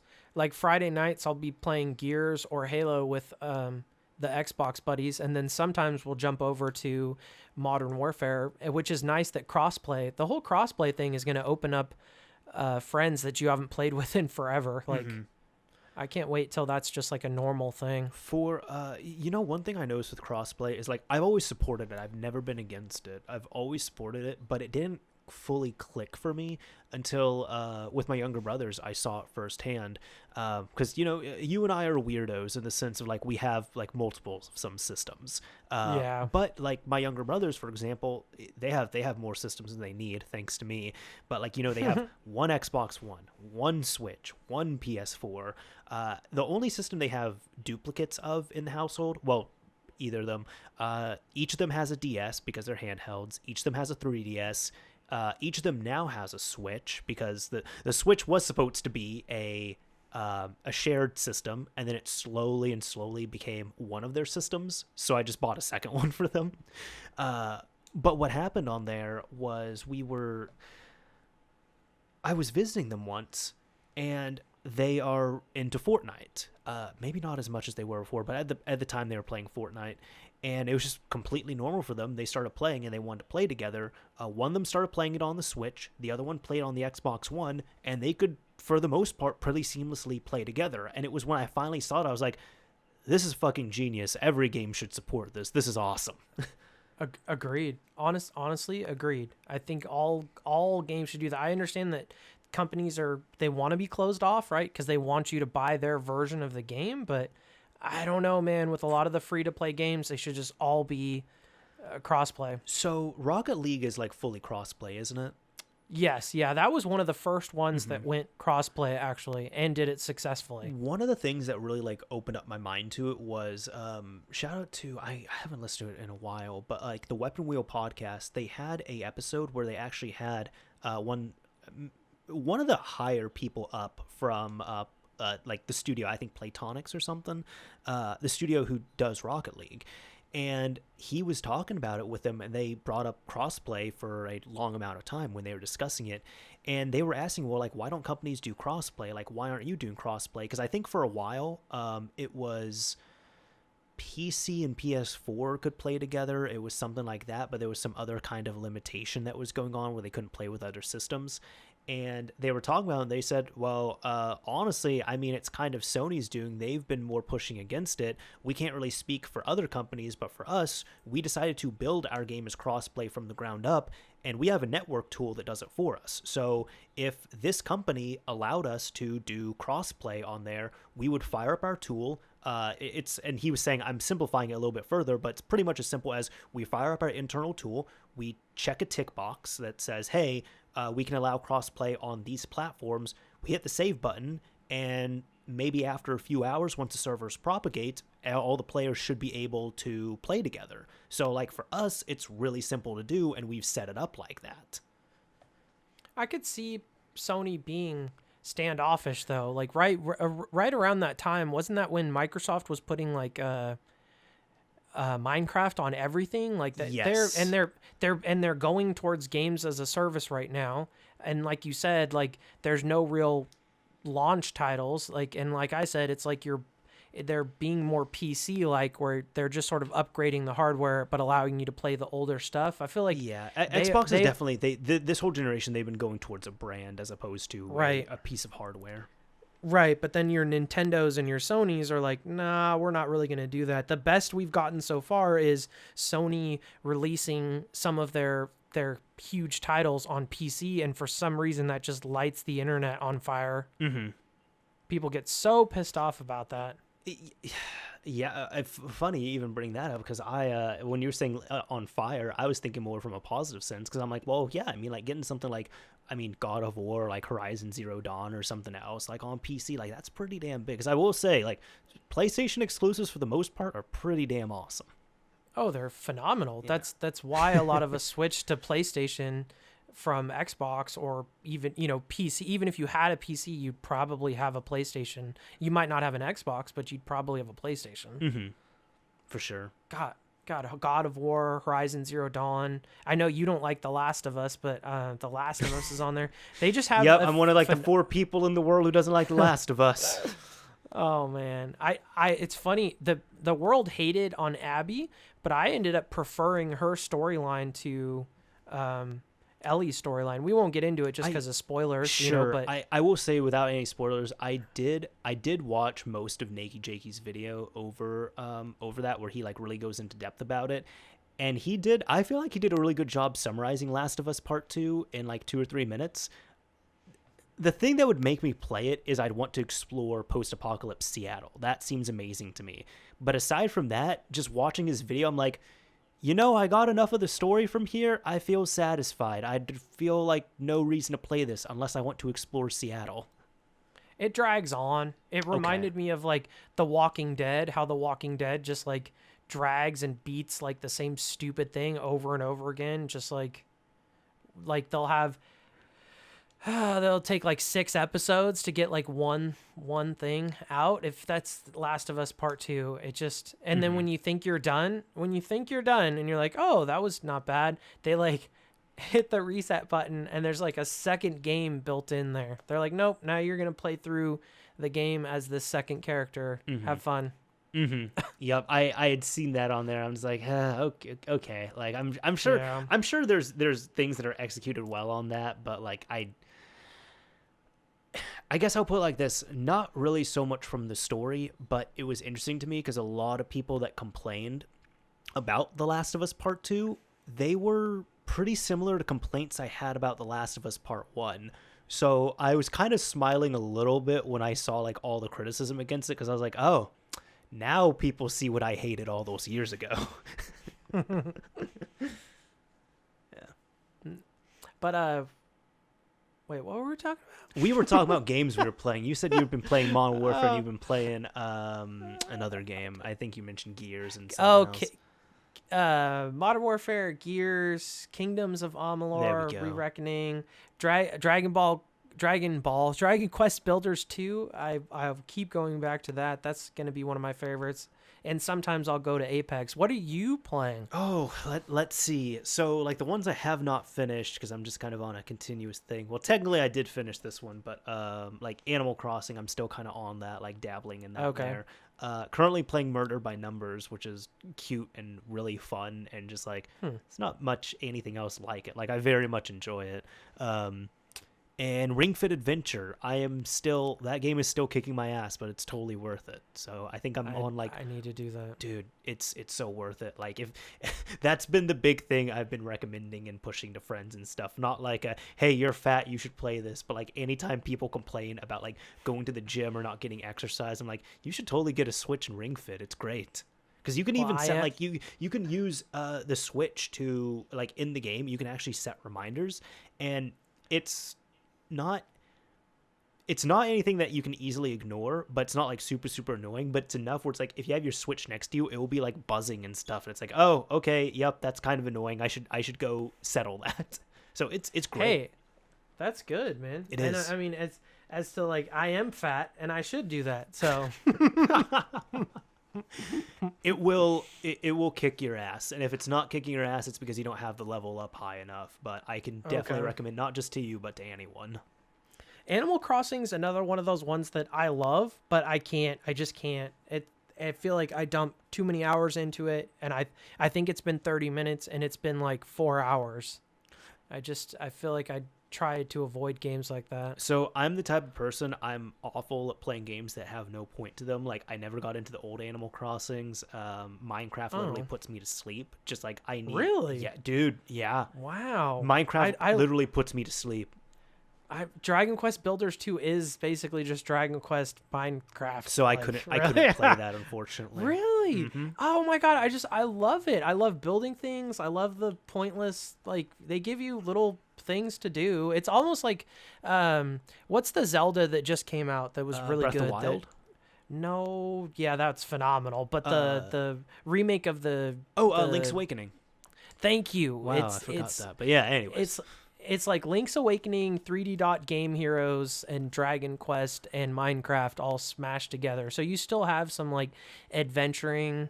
And Link's Awakening is phenomenal, by the way. Did you play that? I haven't, but I have not played it just yet. Oh my god, dude! Yeah. You the last one have to. The last one I did play was Breath of the Wild, which like it gives. See, they give you enough of. They make it loose enough where it's open-ended, but also just tight enough so that you do have an end goal on there, which I can appreciate. Like, I think part of why I loved that game so much is I had said it felt like you were roaming around and urban exploring a Miyazaki film at times, and I absolutely loved that. I loved Breath of the Wild, and I think it's awesome that it's basically the in its best form through emulation. Like, I own it for what is it, the Wii U? I own it for Wii U, just to say that, like, it's okay that I play it on the PC. Yeah, because it's technically the thing I like to tell people where they get all shocked. They're like, oh, it makes sense, is the Switch version is a Wii U port. Like, that game was not natively developed on Switch at first. It was a Wii U game that got ported over. No, and the best place that you can play that is on the PC using CEMU or whatever, however you want to call it. Yep. The CEMU or whatever. CEMU, that's how I pronounce it. Yeah. Really? I call it CEMU. I don't know. I make my own names up for a shit ton of things. Sure. I don't think there's any, like, the only way we'll... I guess it's like the only way we'll really know is if the developers themselves end up saying it, but also at the same time, it's like I saw a really great video where, for example, I say GIF, but the creator of GIFs said it's GIF, but the dictionary says that both are fine, and it's one of those situations where it's like, well, just because you're the creator of this and you say that this is the way you have to pronounce it also does not make you correct. I say GIF, but I know you can that say is a it peanut both butter. ways, yeah. That's what I say, all right? That is a food. A very delicious food, but a food nonetheless. God, it's so full of sugar, too, but it's like the best peanut butter that there is. I don't care, man. I'll just eat it like by the spoonful. I know, I'm the same way. But But Breath of Wild was phenomenal, but I love that the best place to play it is the PC. But and you should really play Link's Awakening. Honestly, when you get off of Animal Crossing, go play Link's Awakening. It's freaking awesome, dude. Well, that's a really bad way of saying it because I'm never going to get off of Animal Crossing. Ah, that's true. Yeah. That's why I don't want to play it. Yeah. Especially with the updates too. Oh my God, they keep adding stuff. I just got like one of my friends just gave me like 30 pumpkins, so I got that. I need to buy like more candy on there. Like it's great. Oh my God. If I started it, I would not finish it, and I would just be playing it for the rest of my life probably. It's so good. It's so good. Yeah, it was definitely one of those games. And it's just so relaxing too. But there's just enough that you can do on there. Sorry. Oh, all good. I was gonna say the games I have finished this time around. I was actually able to finish up a few things this month, but these have all been on the Switch. But one of them, like I don't like Metroidvanias. But I found one that I actually like, and I'd say it's my favorite. And have you heard of Carrion? I have, because it's on Game Pass, and Yes. I probably played maybe an hour or two when I'm waiting for people to get on for Gears or Halo.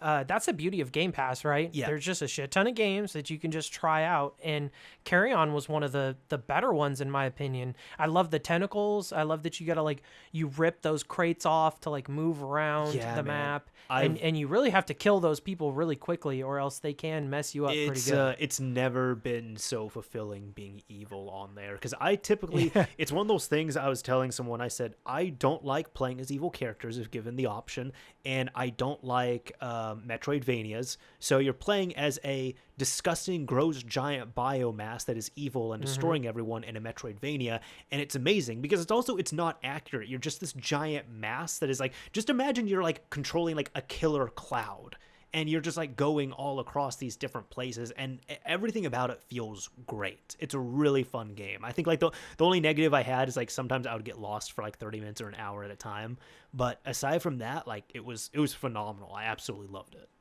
And you beat it. I did. How long did it take you to beat it? Maybe 10 hours, because I got lost for a few hours. Yeah. I'm maybe an hour or two in on that one. Have you played Xenocrisis? That's another one on Game Pass. It's a twin stick shooter, but you run out of ammo. So Yes. it really changes the twin stick, because usually in a twin stick you just spam one too, is it not? Yeah. Yeah, because I played it not on Game Pass. I played it on Genesis. Oh, okay. Oh, nice. Yeah, nice. Yeah. I didn't realize that it came. So they made a Genesis cart for it too. I'm pretty sure, unless it. No, I think you're probably right. I think I remember seeing it on Twitter. That's awesome. One? I think it was. I'm pretty sure. I am pretty. Maybe. I played it. I know that. Maybe that's all I know. I played it. I can't exactly remember. Maybe I'm getting my games mixed up. Because no, I played Ultra Core. That was it. So Xenocrisis, no. I take that back. Xenocrisis, I've seen. I have not played it though. It's not bad, and I'll bet you're right that they probably did make a Genesis cart for it, because it's very Genesis. The game itself is Genesis, but on Game Pass. I think I am quite sure that a new game for Genesis Mega Drive. Plus, I was right before this, I was watching a Digital Foundry video about it too. So they did. Yep. Nice. What other game did you finish? You said you finished a couple of games. I did, yes. There was that, and the other ones were actually homebrew ports, where I finished up the entirety of Grand Theft Auto 3 on Switch, which is nice. My all-time favorite game. And oh my God, that was great on Switch, man. That was so fun playing it in handheld mode. That was the ultimate pooping experience, I could tell you that. Oh man, TMI. It's all good. We're an hour and a half in here, we're buds at this point. It's fine. I can share that. But yeah, that was the best way I could describe it on there, because I've played the mobile port before, but for whatever reason, I never like it with a controller, and I don't like touching screens when I play a game. Yeah. I want buttons. So same here. This was just perfect for me. And mind you, it did have faults. It did crash. It had other issues, but I was able to go from start to finish, and it was great. Plus, admittedly, this was the first time I've ever played the game without cheats or trainers or anything. So I was very proud of myself for that one. Vice City's coming up too. I see that they got Vice City running on there. Yes, I know it has a lot more work on that. I did play it, and I had just finished the first mission, and then it crashed, and I said, this still has more work. I'm going to put it down for now. Yeah, that I figured I'd wait until I see something like on Twitter or on the internets before I try it and make anything like a video or something about it. Sure. I can't do the open world games. Like the only open world game I think I've ever finished was Horizon Zero Dawn. Okay. And then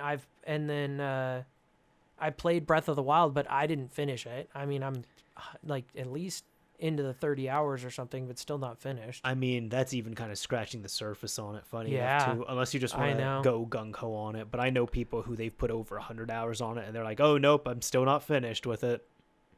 Oh, no, wait, Ni no Kuni 2. God, that's phenomenal. Okay. If you haven't played Ni no Kuni 2, dude, it is phenomenal. I've played a bit of the first one. I haven't touched the second one.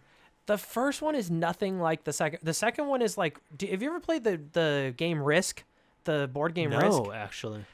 What? I've never played the board game Risk. I'm sorry. How old are you? You're not a child of the 80s or the 90s, apparently. I was kind of in the midst of the 90s, but no, I didn't exist in the 80s.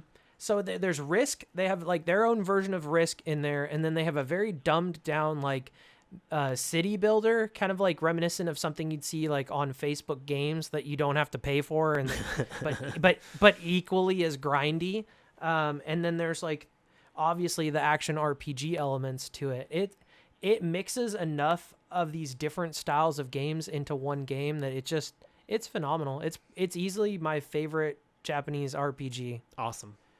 And I played and beat Final Fantasy VII Remake, and I could still say that I'd rather play Ni no Kuni 2. Interesting. That'd be hard for me, man, because Final Fantasy VII Remake was phenomenal. That was like, God, it was phenomenal. Yeah. It was awesome. I was sad when I finished it. Were you sad when you finished? You were like, wait. No, my reaction was more, God damn it, because at the it's been out for a long enough time. But I'll just say this: we're near the end of the podcast. Just spoiler alert here. If you want to skip off, feel free. But like, I understood. They blended everything together. Did you play Crisis Core? I did. Did you watch Advent Children? The problem is the very last point. It turned into Kingdom Hearts 47, and I said out loud, I was like, God damn it! Like that's what happened. Like at the very, very end, because you literally go into space, and I'm just like, what? Why? Like, okay. I couldn't finish Kingdom Hearts 3. I thought I could, but it's just too much Disney and just too much cutscenes, and I just can't. Really, it wasn't enough cutscenes for me. Really, I'm too old. I'm a little too old for that right now. I just couldn't do it. I love the gameplay. The gameplay is phenomenal. Yes. Yeah. But overall, the story's kind of okay. Like it just needed to come out, but it spent too much time in the oven. And then apparently the DLC that released was supposed to kind of like wrap up the ending, and I played through the DLC, and then I just got a really bad headache at the end. So like I would just say, as a Kingdom Hearts fan, Kingdom Hearts 3 wasn't all that good. Like the gameplay, fucking awesome, absolutely love it. Awesome. But like, yeah, that's how I felt, and then I burned out on it, so I just stopped playing it. Sure. Have you played Devil May Cry 5? Because I just beat that last week. I'm only like an hour or two into it. I don't know what it was, but I couldn't just like sit down. Like I played the other ones. Devil May Cry 4 was my jam. I played that game like 6 times for some reason. Okay. I love that and DMC, like the spinoff that Ninja Theory did. Wow, you're like one of the 4 people who likes DMC. I don't care about the screw the 900 million people who don't like it. The Ninja Theory is known for their combat, and the combat it excelled. It was phenomenal. Well, I didn't like that there was no lock-on option, but it was an interesting take. Oh, okay. It was fun. I did very much enjoy it as well. So we have like half of the entire crew of 4 people who liked that game. We should throw a party. Yeah, at least there's half of us here. Dude, a lot of people. I get it. It was kind of like tongue in cheek with it, but like a lot of people didn't like certain things about it. Like it was also easier than the other ones. But one of my friends, he came over and he tried it, and his thing that he was so offended by, because he loves Devil May Cry games, but he's like, yeah, the thing is, I can forgive it to an extent, but not when new Dante ends up getting a wig on him, like a white wig, and he looks into a mirror and says, "Not in a million years." And I'm But like, it's tongue in Yeah. it's tongue in cheek. Like you said, I understood that it wasn't taking itself too seriously. That's the point. and I that don't was one of the problems with it. A lot of people didn't Yeah. like that it wasn't taking itself too seriously. And I'm just like, I don't know. I kind of just wanted a really cool looking game with nice music that you get to go splish splash with demons on. And that's what I Yes. got. Like, it would That's very much exactly. satisfied it for me. No, it definitely satisfied me. So the thing with Devil May Cry 5 though is that you can't, after a while you're not going to be able to just set it down and go back to it. Even if you don't want to stop playing it, I feel like my only advice would be you have to keep playing it, because I got kind of frustrated towards the end and stopped playing it and trying to go back and remember all the moves, because it's almost like fighting game, you have to remember the moves, and Yeah. you end up with like 3 different weapon sets to try and figure out, and like I don't know. So and when the you only gotta other play it, you gotta play it.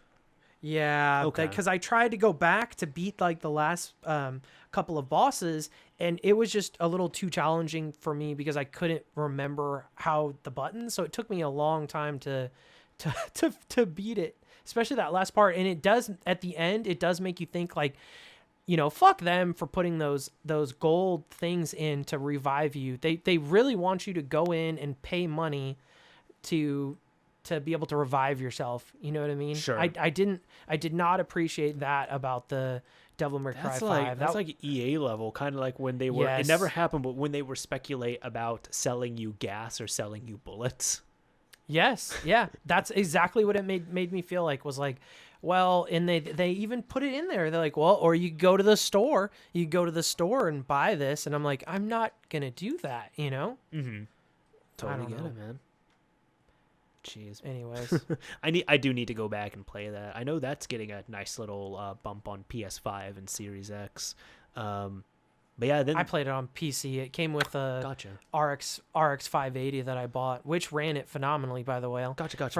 For a 1080p card, the RX 580 was probably one of their best. I know it's just a refresh of the 380, 480, but it was a good card. Right on.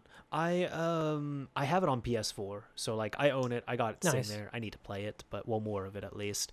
But yeah, the last game I ended up finishing was a visual novel, which I still need to finish more of because you can't really you can't get everything just from the first playthrough.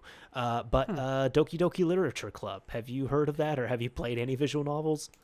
I've never played a visual novel. I saw PewDiePie play it, Okay. but I didn't like watch all of it. I'm not a consumer of his content, but I Same do here. watch some of his videos occasionally, and I did see that he was playing that and was like, that's interesting. And so I watched it, so I know what it is, like I understand it.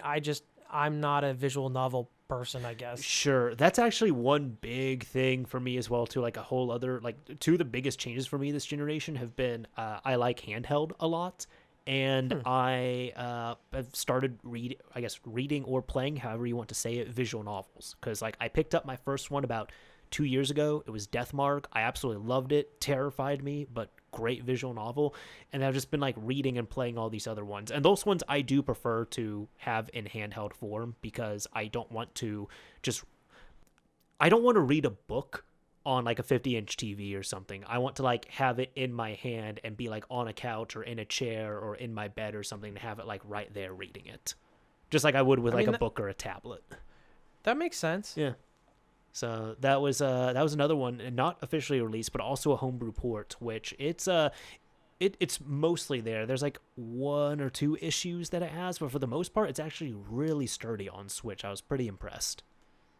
That's awesome. I'm not a visual novel video game player. A lot of people are not, because you don't really play anything. You just kind of read, and it's nothing but reading.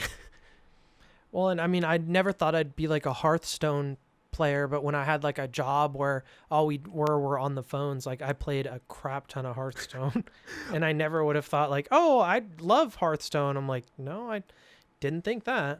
I swear I know a lot of people who got into Hearthstone like that. Like they just said, hey, yeah, I'm at work and we don't really have that much. So sometimes even like between like 5 or 10 minutes or something, I'll start reading things on Hearthstone. I also know one person, not really with visual novels, but I saw one person do this where he was a big Kindle person. So he had the Kindle app on his phone and he also had the Kindle app like on his computer. And if there wasn't really all that much going on, he would be reading.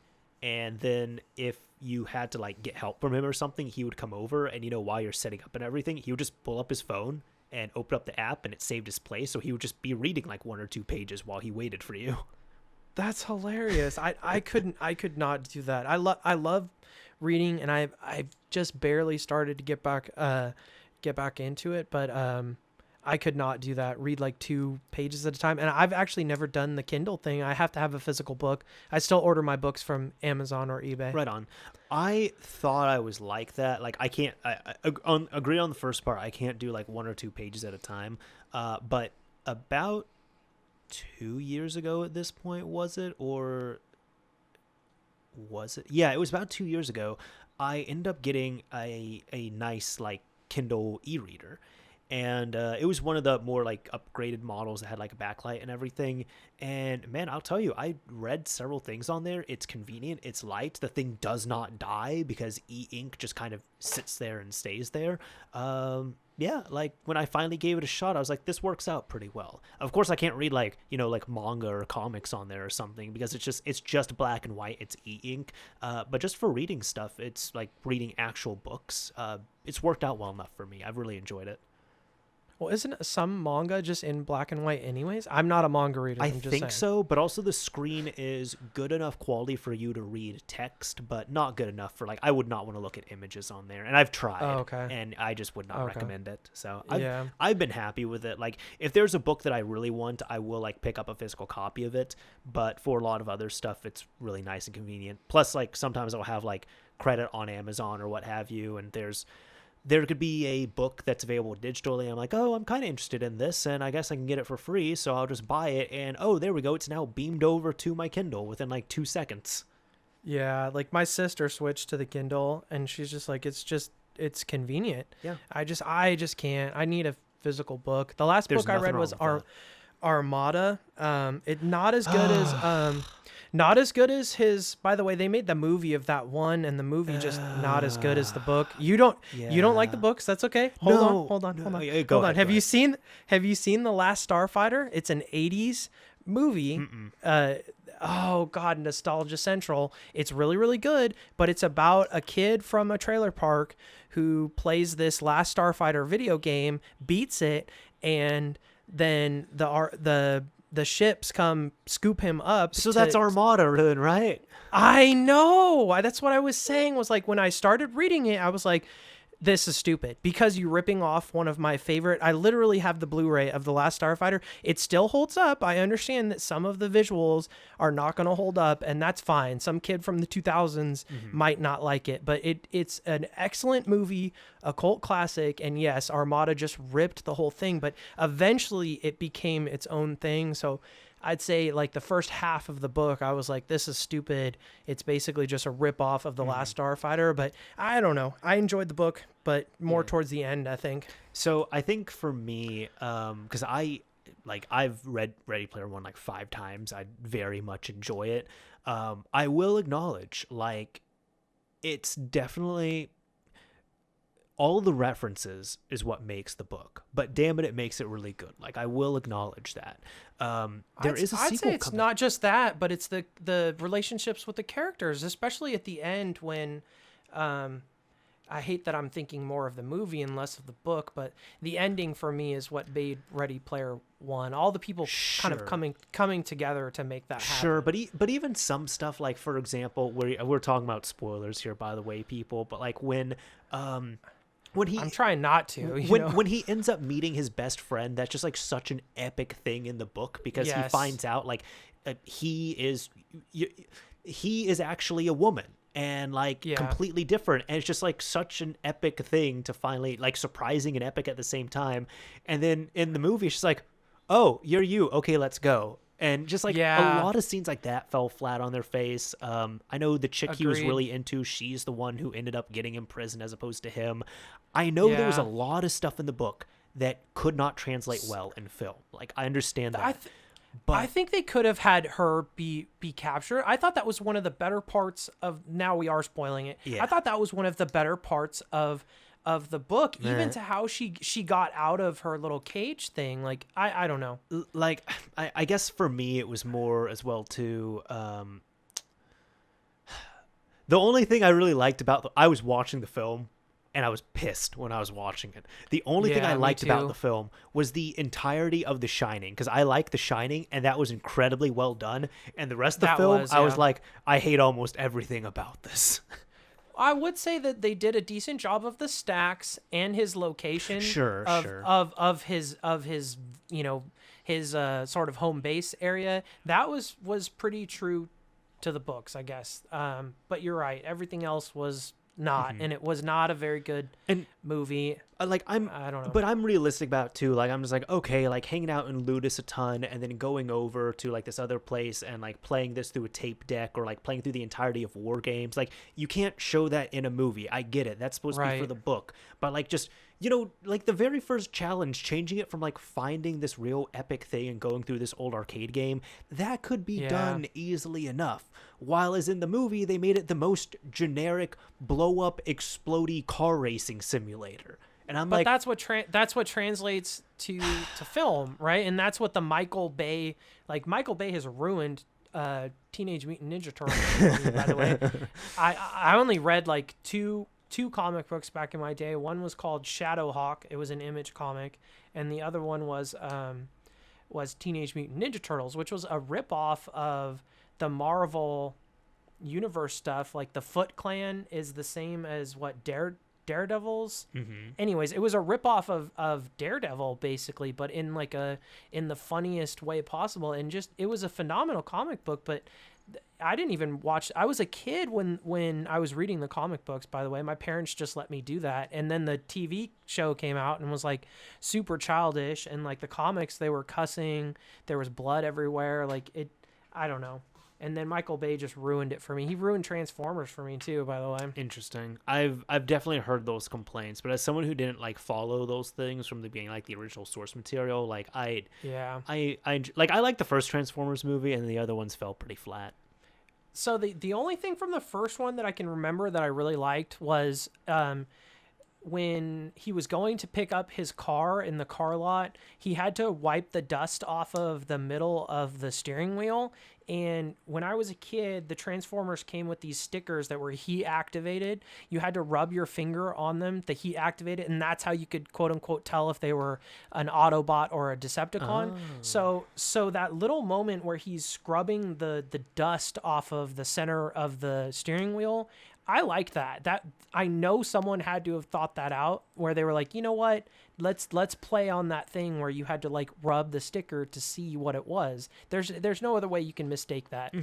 There's too many stickers that I did that with like as a kid, and then the stickers would peel up and peel off. But for sure, still, it's nostalgia, man. There was like one other thing I think in there when he quotes. I'm not sure which movie it's from, but there's like a direct stolen quote from like the 80s. The 80s cartoon movie, which by the way was horrifying as a child. Sitting in the theater and watching Prime die, ridiculous. Why would you do that to a child? Like, why would you do that to a child? Like that was just terrifying, dude. The only other time I got like just that like affected by a movie was when my dad apparently let me go see Tim Burton's Batman 2. Do you remember that movie? That is a disgusting movie. You don't want to take a child to see that movie, by the way. The Tim Burton Batman movie? Goodness gracious, don't take a child to that. I think for me, one of my things that is very much like, hey, just don't revisit this, just keep this in the past. Like, I remember loving like The Brave Little Toaster as I was a kid. Oh, that was such a classic movie. It was. And then a classic movie. And then I watched it as an adult, and it's fucking disturbing and really depressing and sad. Really? Okay, dude, good. Yeah, I will not watch it. But it's a kid thing. It's very much a kid thing because like I remember watching it a ton as a kid and really enjoying it. And I was watching, like when I rewatched it as an adult, I watched it with one of my brothers who was really young at the time, and he loved it. And then I'm sitting there, I'm like, this is really, really sad. So it's one of those things. Just don't watch it as an adult. Okay. Yeah. All right. Yeah, but What the Iron Giant? Do you remember Iron Giant? I feel like that was I go, you that was stay, no following. Yeah. oh Oh my God, classic. that is a perfect film right there. Dude, right? You could even rewatch it as an adult. Hmm. I think I did that like when I first moved to Texas 2 or 3 years ago, and I was like, you know what? This film still holds up. It's still a classic. I think it was on TV or something too back when I actually had television. That movie is still good no matter what. Do you at all remember the time? I think that's the only time they ever did it, but on Cartoon Network they played it for 24 hours straight. No, man, I haven't watched Cartoon Network since Dragon Ball Z, and really Okay. even then we got so hardcore into Dragon Ball Z, and I am dating myself, but whatever, screw you guys. We would buy the VHS tapes from Suncoast. Gotcha. The ones that you lined up on the shelf, and they displayed like a picture when they're all together. Yeah, because Cartoon Network wouldn't show the sort of current ones. I think we watched English dub. I don't even really remember, to be honest. I was like 17 or 18 at the time, but no, I haven't watched Cartoon Network since Dragon Ball Z, man. Gotcha. So like this was kind of around that time, but there was just, and I don't really even really know why they did it, but no, there was just a 24-hour period. They advertised it a bunch, and then I remember tuning in, and it was exactly that. They just had the Iron Giant on repeat for 24 hours straight, and it was great. They should do that instead of the shitty Christmas movies that they replay every year at Christmas. You know, speaking of that, I think, did you hear that apparently the Charlie Brown specials, I think like the Thanksgiving one and I think the Christmas one are not going to be airing on TV this year, as if 2020 can't get any shittier. That's weird. Those are sort of just classic. That's even Yeah. before my time, but I mean, those are still good. I'm sorry, they're not. I know that they're dated, but I don't know. Those are just classics. It's just a man. tradition thing, and it's like I get Yeah. that you can't do the parade or you can't do other stuff, but like the reason why it's even like the most corporate reason. The reason why they're not doing it is because they're just going to put them up for a limited time on streaming services, so you can stream them for free. But I'm just like, come on, just put it up for like your grandparents and stuff, so they can tune in and watch it on TV. All right, like grandma does not have to fumble around with a Roku remote. Oh my God, the Roku. I'm so sick of my dad. My dad's like in his 70s, and that damn Roku, like I just want to burn it with fire. I hate it. There's too much problems, and it's like when they call you and they're like, the Roku's not working, and I'm like, oh my God, dude, I know how to fix it. Set it on the ground, get your foot up right above it, and then just step down as hard as you can, and then buy something else. Jesus. But you can't buy something else. Did you see that I get it, pandemic, whatever. Everything is super expensive. I was looking for an NVIDIA Shield, like the stick, to replace my Amazon Fire Stick, just because I am sick of the Fire Stick's UI. I have a Shield in the living room, and then I have a Fire Stick in the bedroom. Like when I go to bed, I watch Funimation. I watch anime. Sure. At night. I don't know why. It's a thing. Whatever. But the UI is just shitty, man. It's like the worst. I don't know why Jeff Bezos has millions of bazillions of trillions of dollars, and he can't make a decent UI for that thing. But you can't buy a replacement for it right now, man. I haven't fired mine up in a while, and I didn't even jailbreak my Fire Sticks. I just kept them all stock. But like I personally use Chromecast, or if I'm using my Samsung TV, I've actually been super pleasantly surprised. The smart apps on there are pretty good, and the only ones I use are Plex and YouTube. Yeah, I use the shit out of Plex for sure, and I do watch YouTube on my TV mostly. It's interesting that YouTube has really become like something that, yeah, you put it on in the morning, or you know what I mean? Yeah. You can watch whatever you want on there, and it's become the replacement for my television. I think they know that, and that's why there's so many damn advertisements now, man. Yep. I totally get that. Yeah, I think even with the tape thing, I find this a bit funny, or even real quick on that, I do know someone who she said she found a bunch of old VHS tapes from when she was in high school, because she couldn't afford all the anime tapes. So for Christmas one year, her dad got her a dual deck VHS player. So she would just go to a rental shop and rent all the anime and then just duplicate it and bring it back. Oh, that is hilarious. Yeah, so she was doing that, and now of course like she doesn't have anything to play them on, and they're just sitting in storage somewhere. Yeah, but There was something else I was gonna say, but I'm forgetting. But I think we're Those VHS tapes, like I just watched Hackers. Like, have you seen Hackers? Oh hell yeah! Ever? Hell I yeah! understand. I feel like it's a time period thing because like that I was like a teenager when that came out or thereabouts. Like, anyways, it's irrelevant. And there's a scene where she cusses, and I want to get the VHS tape just to see if she cusses. Because she says like the F word. He's typing, and she says, I hope you don't fuck like you type, like, because he's typing super quickly. But you see, she says screw in the audio, but you see her lips and she says fuck. So I'm like, is the VHS? How many things did they do that to? Right, you know what I mean? right. And you might have to get like an early copy of it as well too.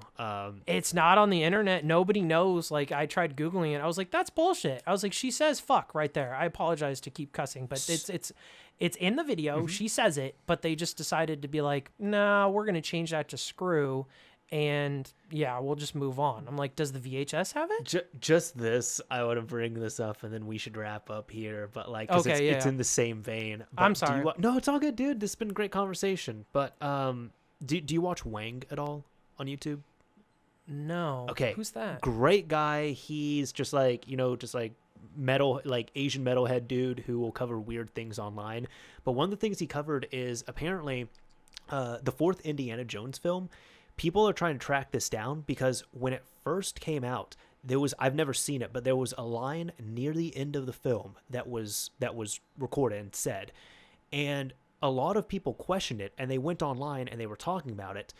But then, like, after the first weekend the movie premiered, a lot of people went to the theater, and everybody after that could not find that line. They didn't hear it. They didn't know what all these people on forums were talking about.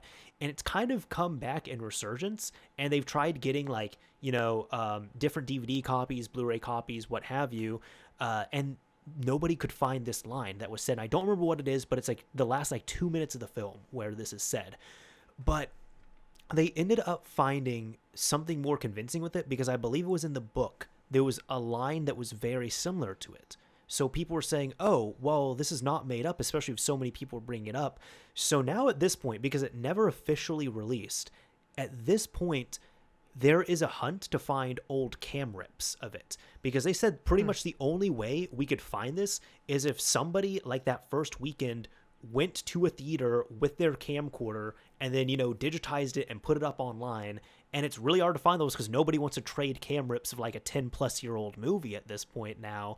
So now people are kind of just trying to hunt around and see if anybody has a cam rip of this from that first opening weekend burned onto like a random VCD or a DVD or something that they can upload and check and see.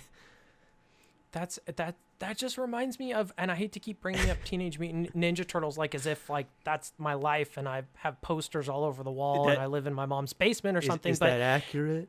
The 1990s movie had like two scenes, one where like Leonardo was like meditating, and then there was like another one where they were like fighting. Mm-hmm. There was more fighting in the Foot Clan meeting or whatever it's called, and like it was in the movie. Like I was a child and I saw it, and then when I got it on VHS when I went to watch it, I was like, dude, they just removed those scenes entirely. So if you hadn't seen it in the movie theater, you were just like, where did that stuff go, man? Mm-hmm. Like I wonder how many movies are like that where they took out some stuff when they put it to DVD or put it to VHS or put it to Blu-ray, and it's like it's just lost to the ether. I found like out Indiana Jones 4 through a podcast. I actually found out that Sopranos did something similar with an actor. If you've seen that series. Oh yeah, I'm sure everybody has. I would hope so. It's fantastic, and Sopranos is fantastic. Yeah, man. But I don't remember the guy's name. It's not James, it's not Michael, but he was on Joe Rogan's podcast, but he talked about this, and there was like, in one of the episodes, there was a character who, and he said Sopranos was on a whole different level because they would film stuff so far in advance.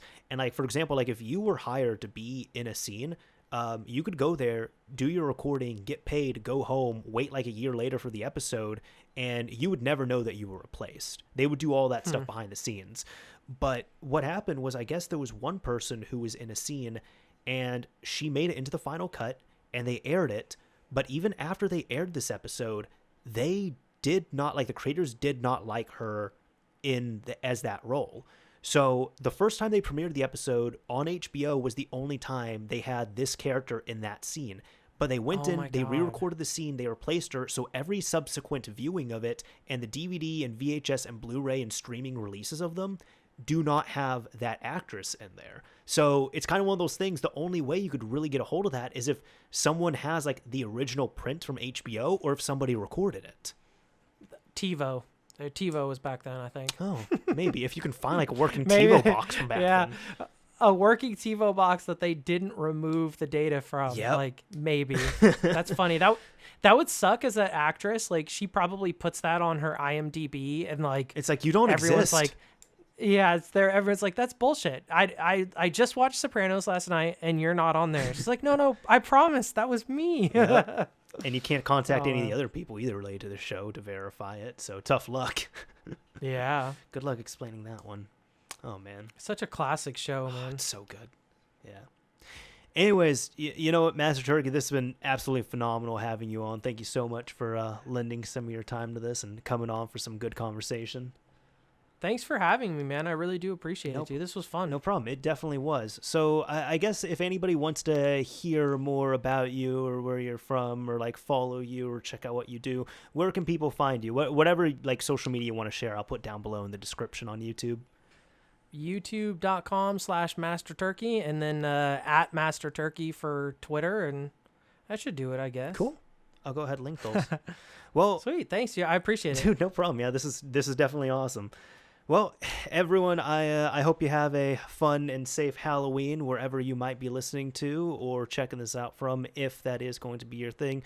Make sure you maybe not even go out on Halloween. You know what? I'm going to teach you all a little secret. If you go out on November 1st, you can just get a whole bunch of candy discounted. I don't know how many people know about that, but that's a thing that you can do. But anyways, this is Mr. Mario signing off. Thank you all for listening and watching, everyone. Until next month.